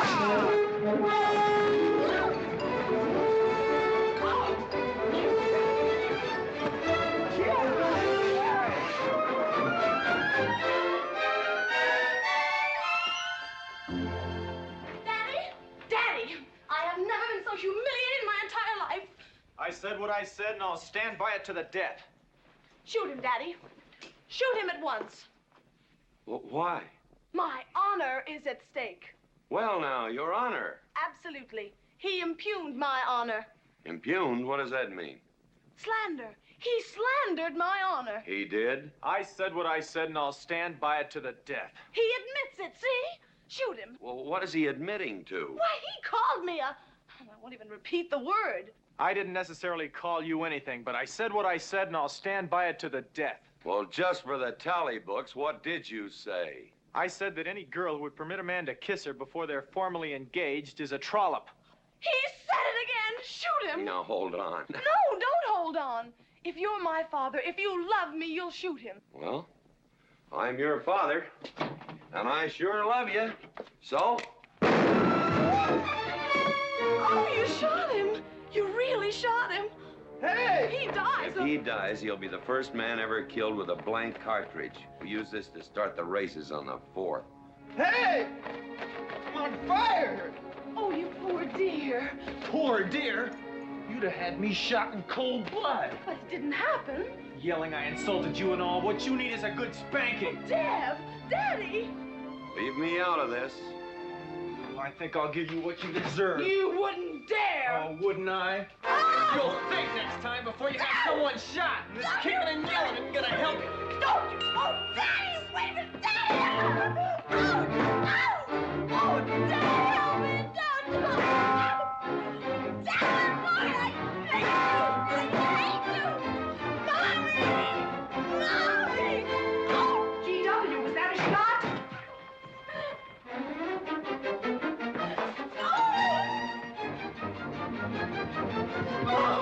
Becky, what happened? He spanked me! You spanked my daughter? Dev. You mean you stood there while that brute beat our daughter? G.W., what's happened to you in the last 2 years? Part of valor, son. Oh, isn't it enough that you've always treated me like a squaw without subjecting dear, sweet Becky to this crude, vulgar way of Catherine, life? you women are always raising hell about one thing when it's something else you're really sore about. Oh. Don't you think it's about time you told me what put the burr under your saddle about me? I don't intend to stand here and hold a midnight conversation with an intoxicated man.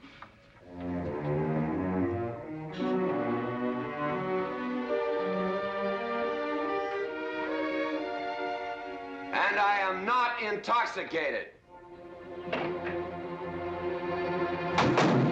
Yet.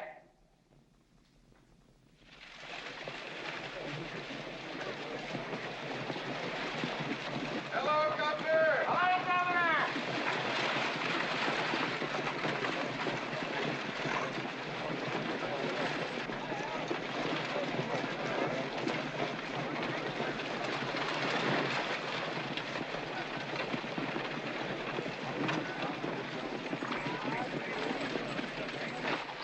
Chief, Puma? Yes, Sergeant. Big McLintock, We know you get us fair judgment. You gentlemen, follow me.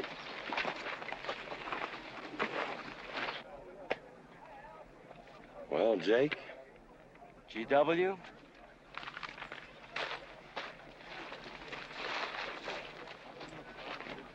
Well, GW, it's been a long time. Not long enough. Cuthbert. Your husband is a rude man. Yes, Cuthbert, I know.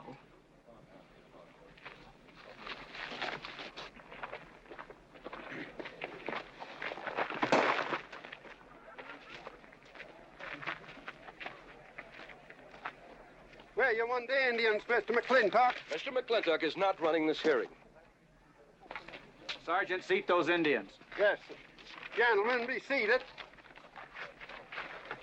You know, the whole tribe here want to come into town. Proceed, Lieutenant. This hearing is now in session. Governor Cuthbert Humphreys presiding. Good luck, Daddy. Afraid it's a packed court. Government Edict number 826 has ordered that the Comanche Nation be transferred from their present reservation to Fort Sill. It is the government's claim, as filed by Indian Agent Agard, that these chiefs, after being released from prison by a kindly government, did then rouse and incite defiance among the tribe against said order. It seems, gentlemen, that although some of these chiefs speak English, Chief Puma is quite at home in our language, they have chosen Mr. McLintock to be their spokesman. I speak for the Comanche. Or rather, I offer this translation. Proceed, Mr. McLintock.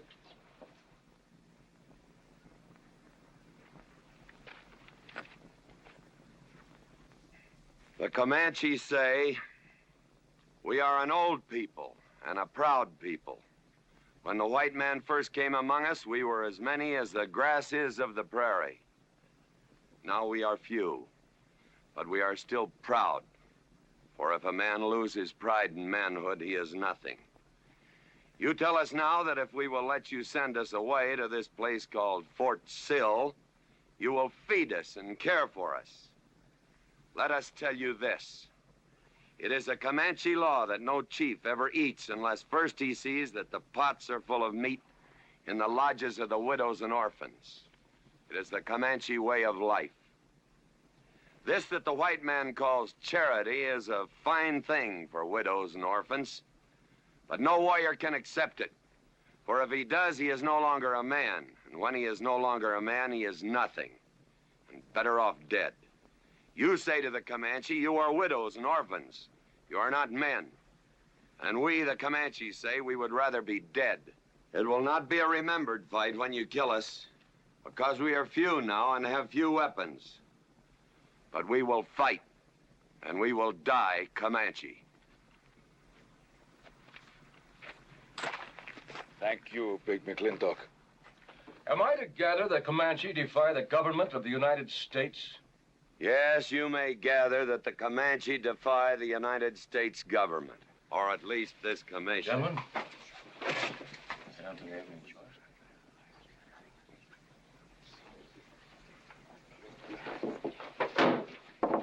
It is the order of this court that these chiefs be incarcerated until such time as the detachment of United States cavalry be made available to escort them and the Comanche Nation to Fort Sill. This court is adjourned.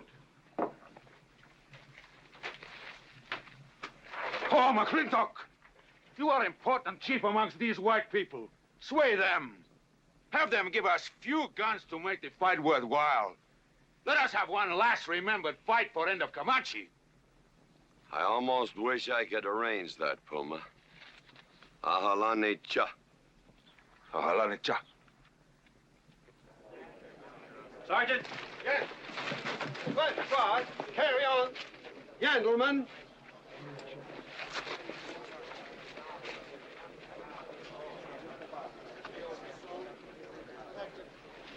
It's sad, these changing times. It isn't the times that are changing, Mama.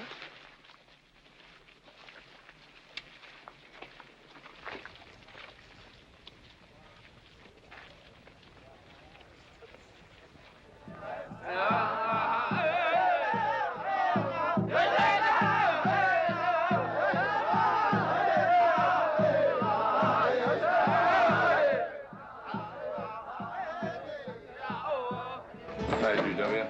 Hello, Lem.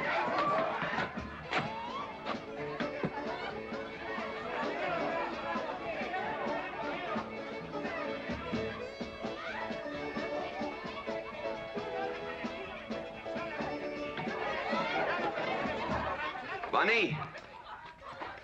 Oh, howdy, McLintock. Hey, figured you'd be belly down drunk by now. I've been doing some drinking, Bunny. Is that boxcar still on the siding? Well, sure, but... But what? I don't like it. You don't, eh? You figure if them Indians get out there and lead the cavalry on a wild goose chase, that great white father's going to get nosy. Get nosy, and he'll investigate. And when they find out how that side-saddled governor's been messing things up, they'll give those Indians a fair trial. That's live ammunition in that boxcar. You know what'll happen if them Indians get some guns in their hands? Somebody's going to get hurt. Is Puma's word good enough for you? Well, I don't... McLintock, you got yourself a partner. Leave me out of this. Hey, McLintock. Good night, Bunny. Good night, Governor. Governor. There is the Katie with her light red hair, sweet as the roses on a summer air. I'll find her somewhere while the moon is high and tell her that I love her, and I'll love her till I die. Katie Gilhooly, the master's home. Katie. Catherine Gilhooly McLintock. Where is the woman of the house? Mr. McLintock.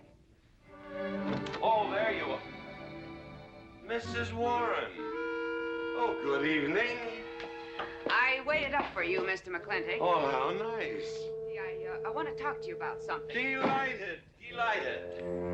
309 times straight. I beg your pardon? 309 times straight without a miss. Gotta be a record. I suppose so. Now, Mr. McLintock, what I wanted to say... 2-pound Stetson, 6-inch brim, 53 feet in the air. It's gotta be a record. I'm sure it is, but the reason I waited up... Damn it, woman, can't you hold that glass still? Of course, sir. Now, down the hatch to my world's record. Down the hatch. Yes, sir.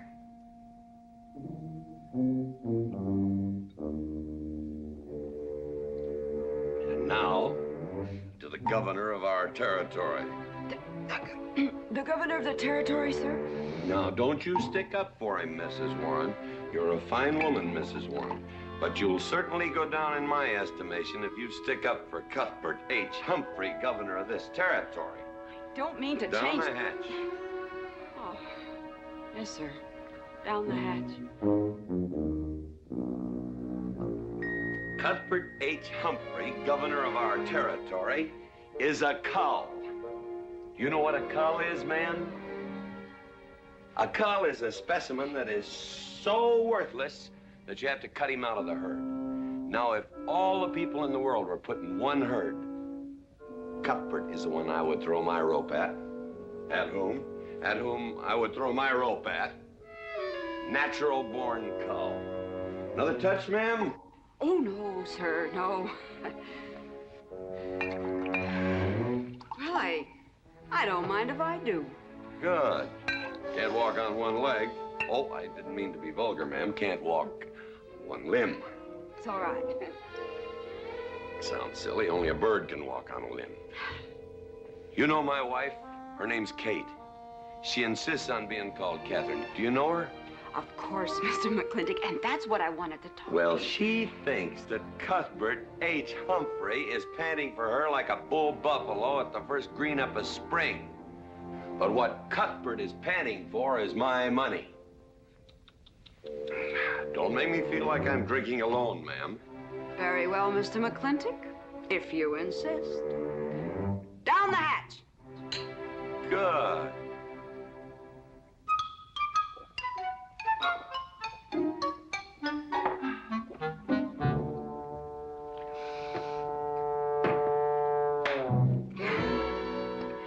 McLintock, I have something very important to say to you.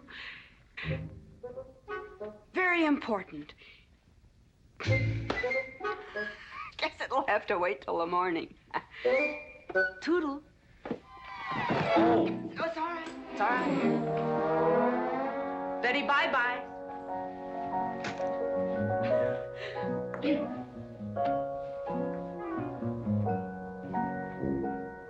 Whoops. Oh. Mrs. Warren. Let me assist you. Very kind.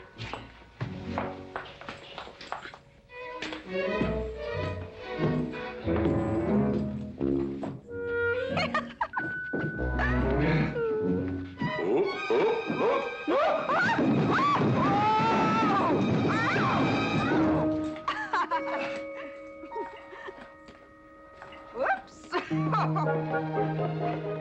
What's going on here?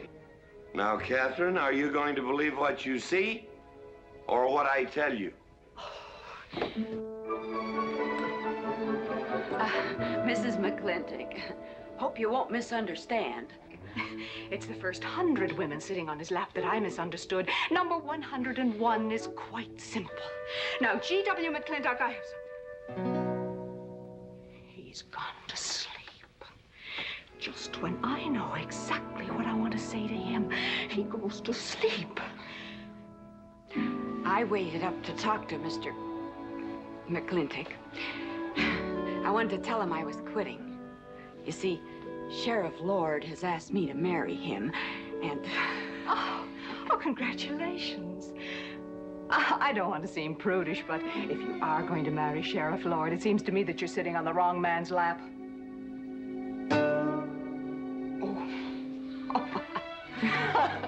Come on, I'll help you upstairs and we'll have a long talk about men in general. Ladies, one moment.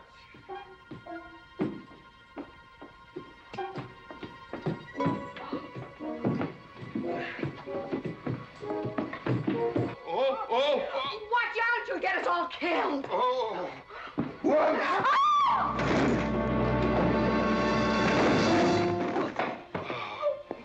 Wait a minute, ladies, till I catch my breath, and I'll get you up those stairs as sure as my name is George Washington McLintock.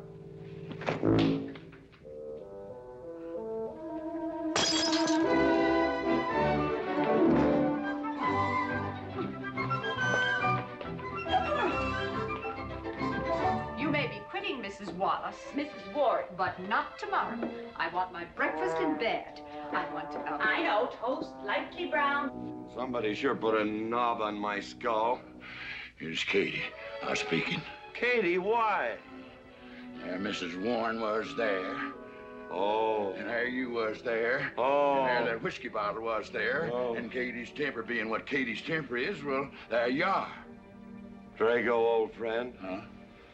My wife does not understand me. Why, she means different than any other man. Come on, I gotta get you upstairs. Get you ready for that big celebration tomorrow. What is it?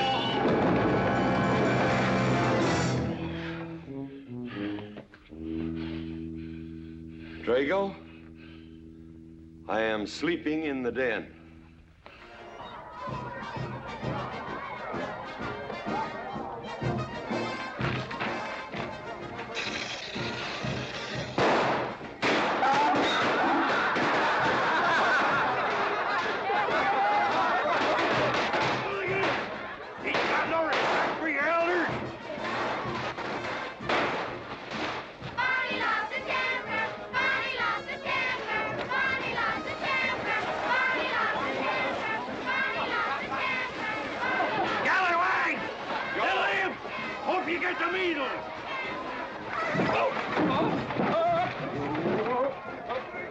Come on, get him aboard. Is everybody ready? Man in number 5 needs a flank cinch. Get him one.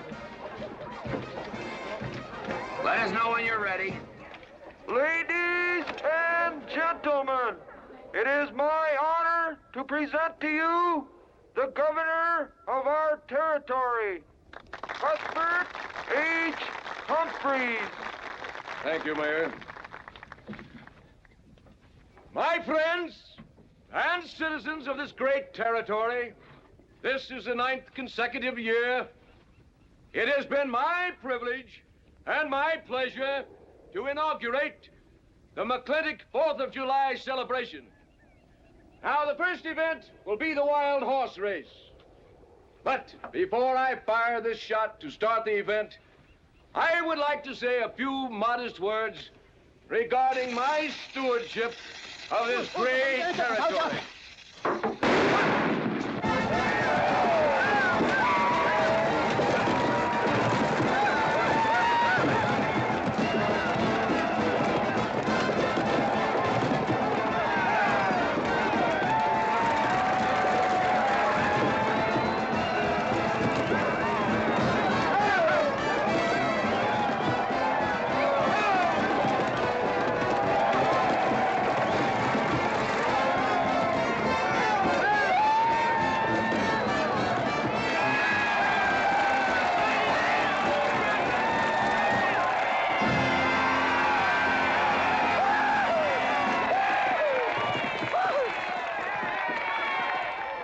Professor Birnbaum. Gentlemen. Sheriff, here's your horse.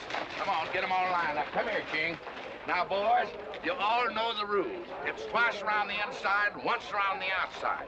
First cowboy that hits that finish line without busting that egg is the winner. And I caution you boys about some of them eggs, because some of them eggs are last year's holdovers. All right, mount up.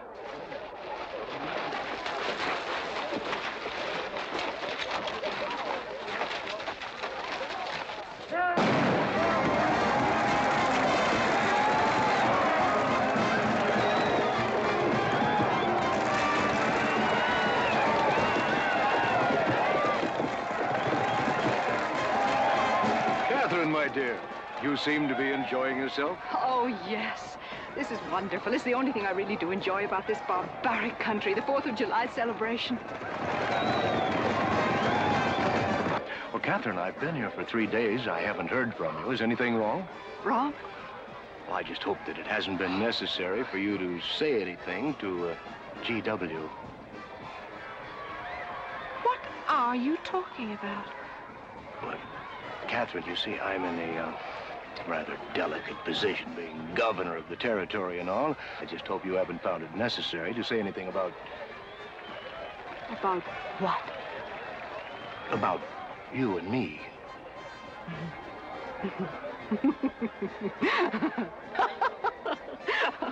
Why, you pompous windbag. Do you think that you're the only man who's ever tried to play patty fingers with me, who's ever tried to lure me into the moonlight? Well, no, but I... Well, I'm a big girl and I can take care of myself. My husband knows it. I can assure you, Governor, that your reputation is untarnished. Now get out of my way.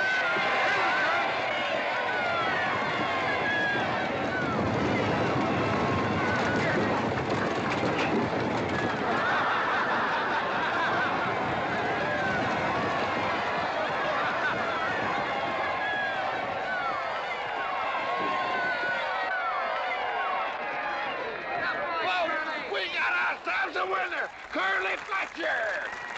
Mazel tov, Curly! Give me the egg. Disqualified. Here you go, Curly. GW! You'll never believe what happened over there. What? You smell a beer. Well, naturally, I'm drinking beer. Ladies and gentlemen, the next event will be a contest between the two bronco-busting champions of our territory. Remember the year I rode in that event?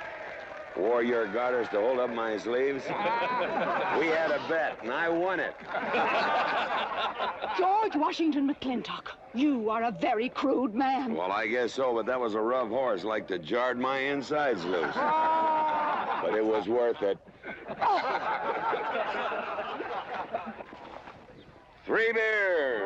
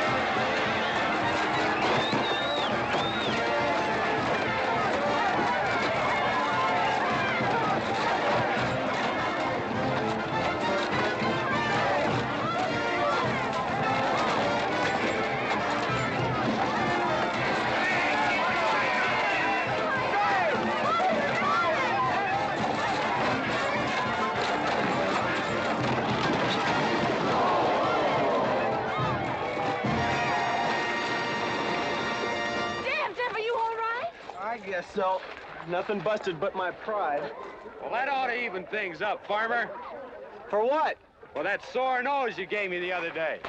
Well, that ain't what's sore on him.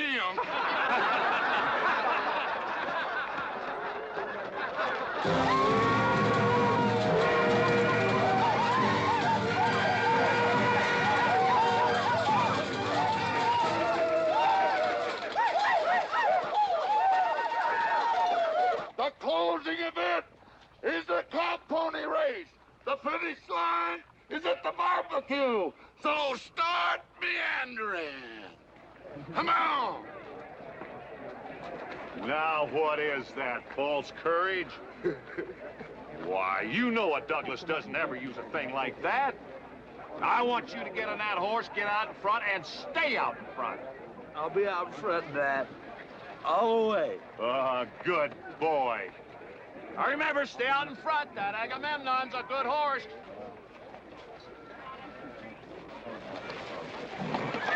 Oh, Agamemnon.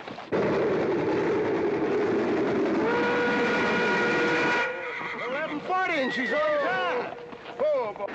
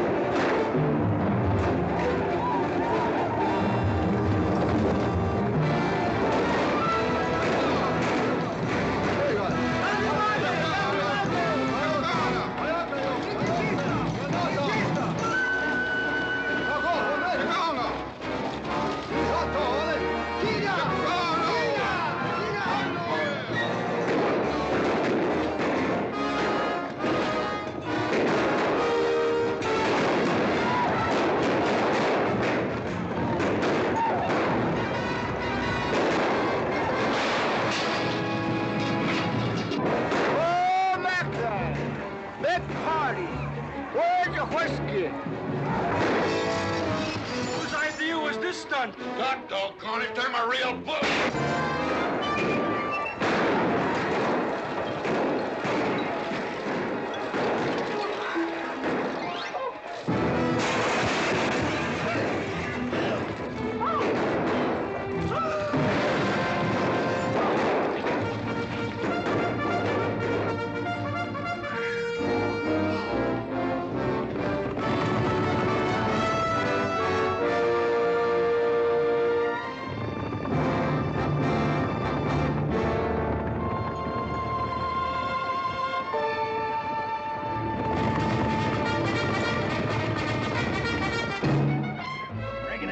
Excitement you'd want for one 4th of July, eh? Puma finally got his way, but I reckon he's riding out his last war party. He won't get very far. But one thing still has me puzzled. Where did they get the guns? I was wondering the same thing. My kidney's been bothering me. Bunny?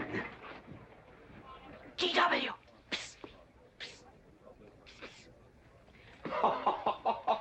What an idiotic joke. Joke? Do you think that was a joke? Oh, shut up!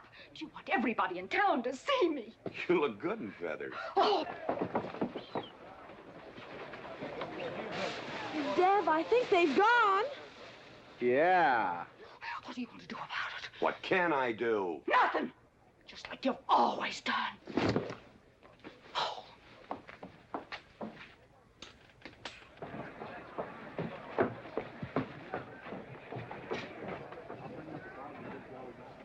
How long, GW?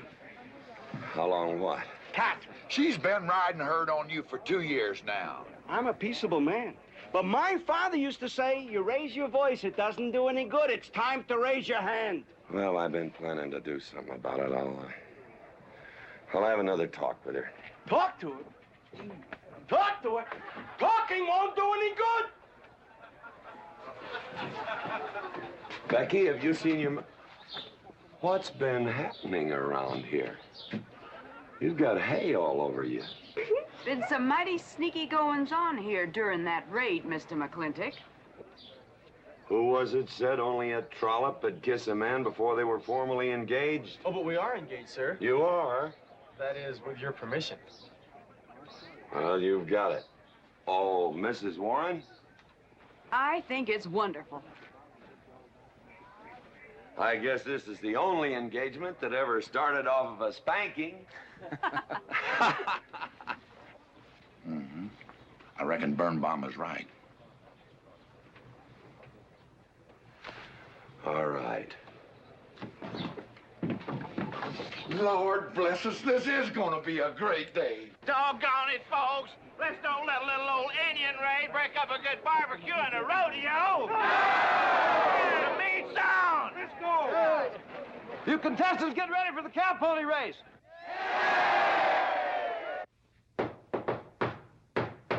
Who is it? It's me. Let me in. Not now. Right now. Are you insane? I want to talk to you. It'll have to wait.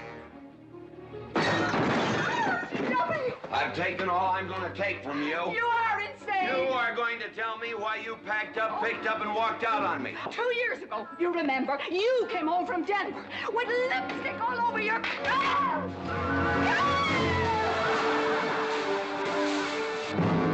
Lipstick on my collar. I've got the shirt to prove it. Who cares? Why, you big...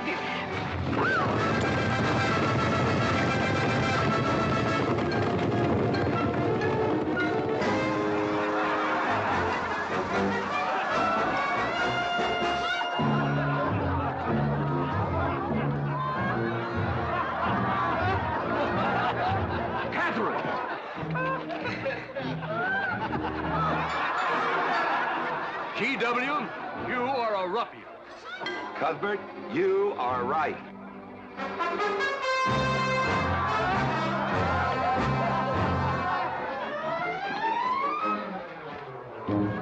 Well, what kind of a family is that? The best! And dangerous, Ron. Who won the race? Who cares, Agard? History's being made.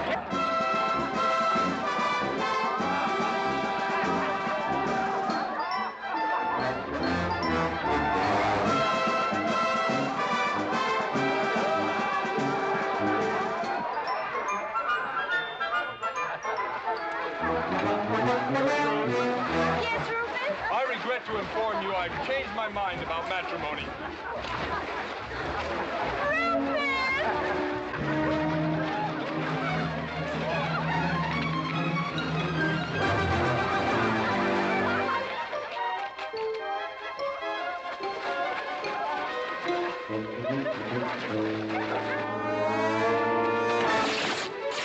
Hey, Mrs. McLaglen!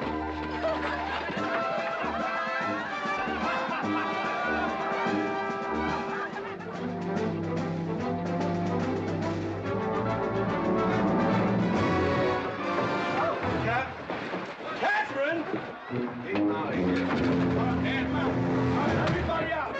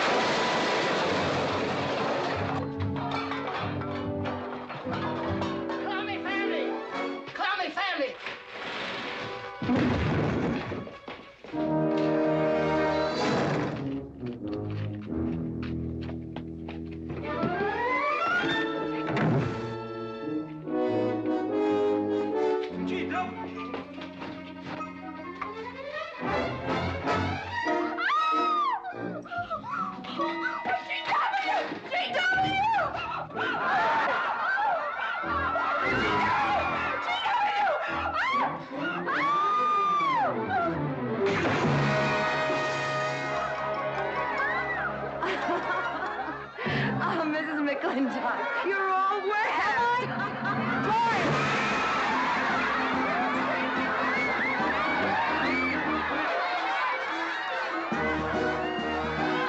Wrong woman, GW. Oh, pardon me.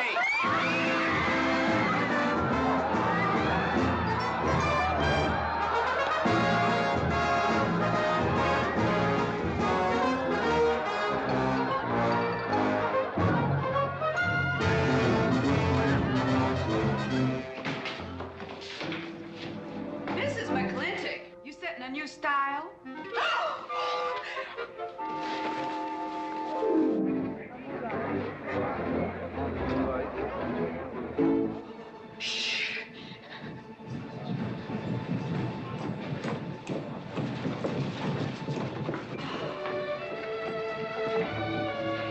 Mr. McLintock, in here!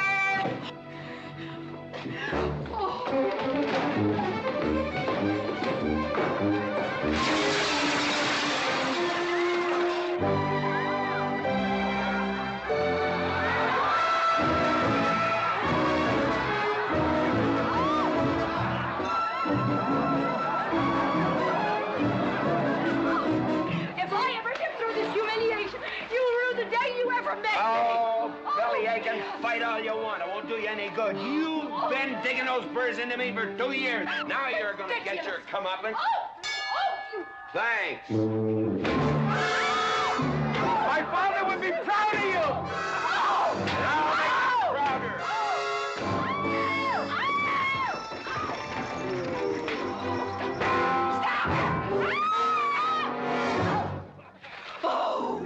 Keep it. You may need it. Now get your divorce. Home. Don't spare the horses. Home, you heard me. Don't think you're going to get rid of me that easy. Yeah.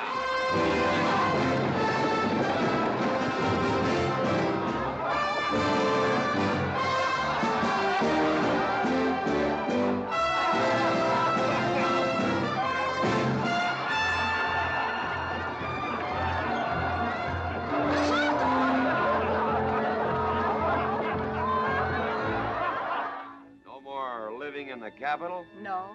No more Newport in season? Nope. No more dancing at the governor's ball? No, GW.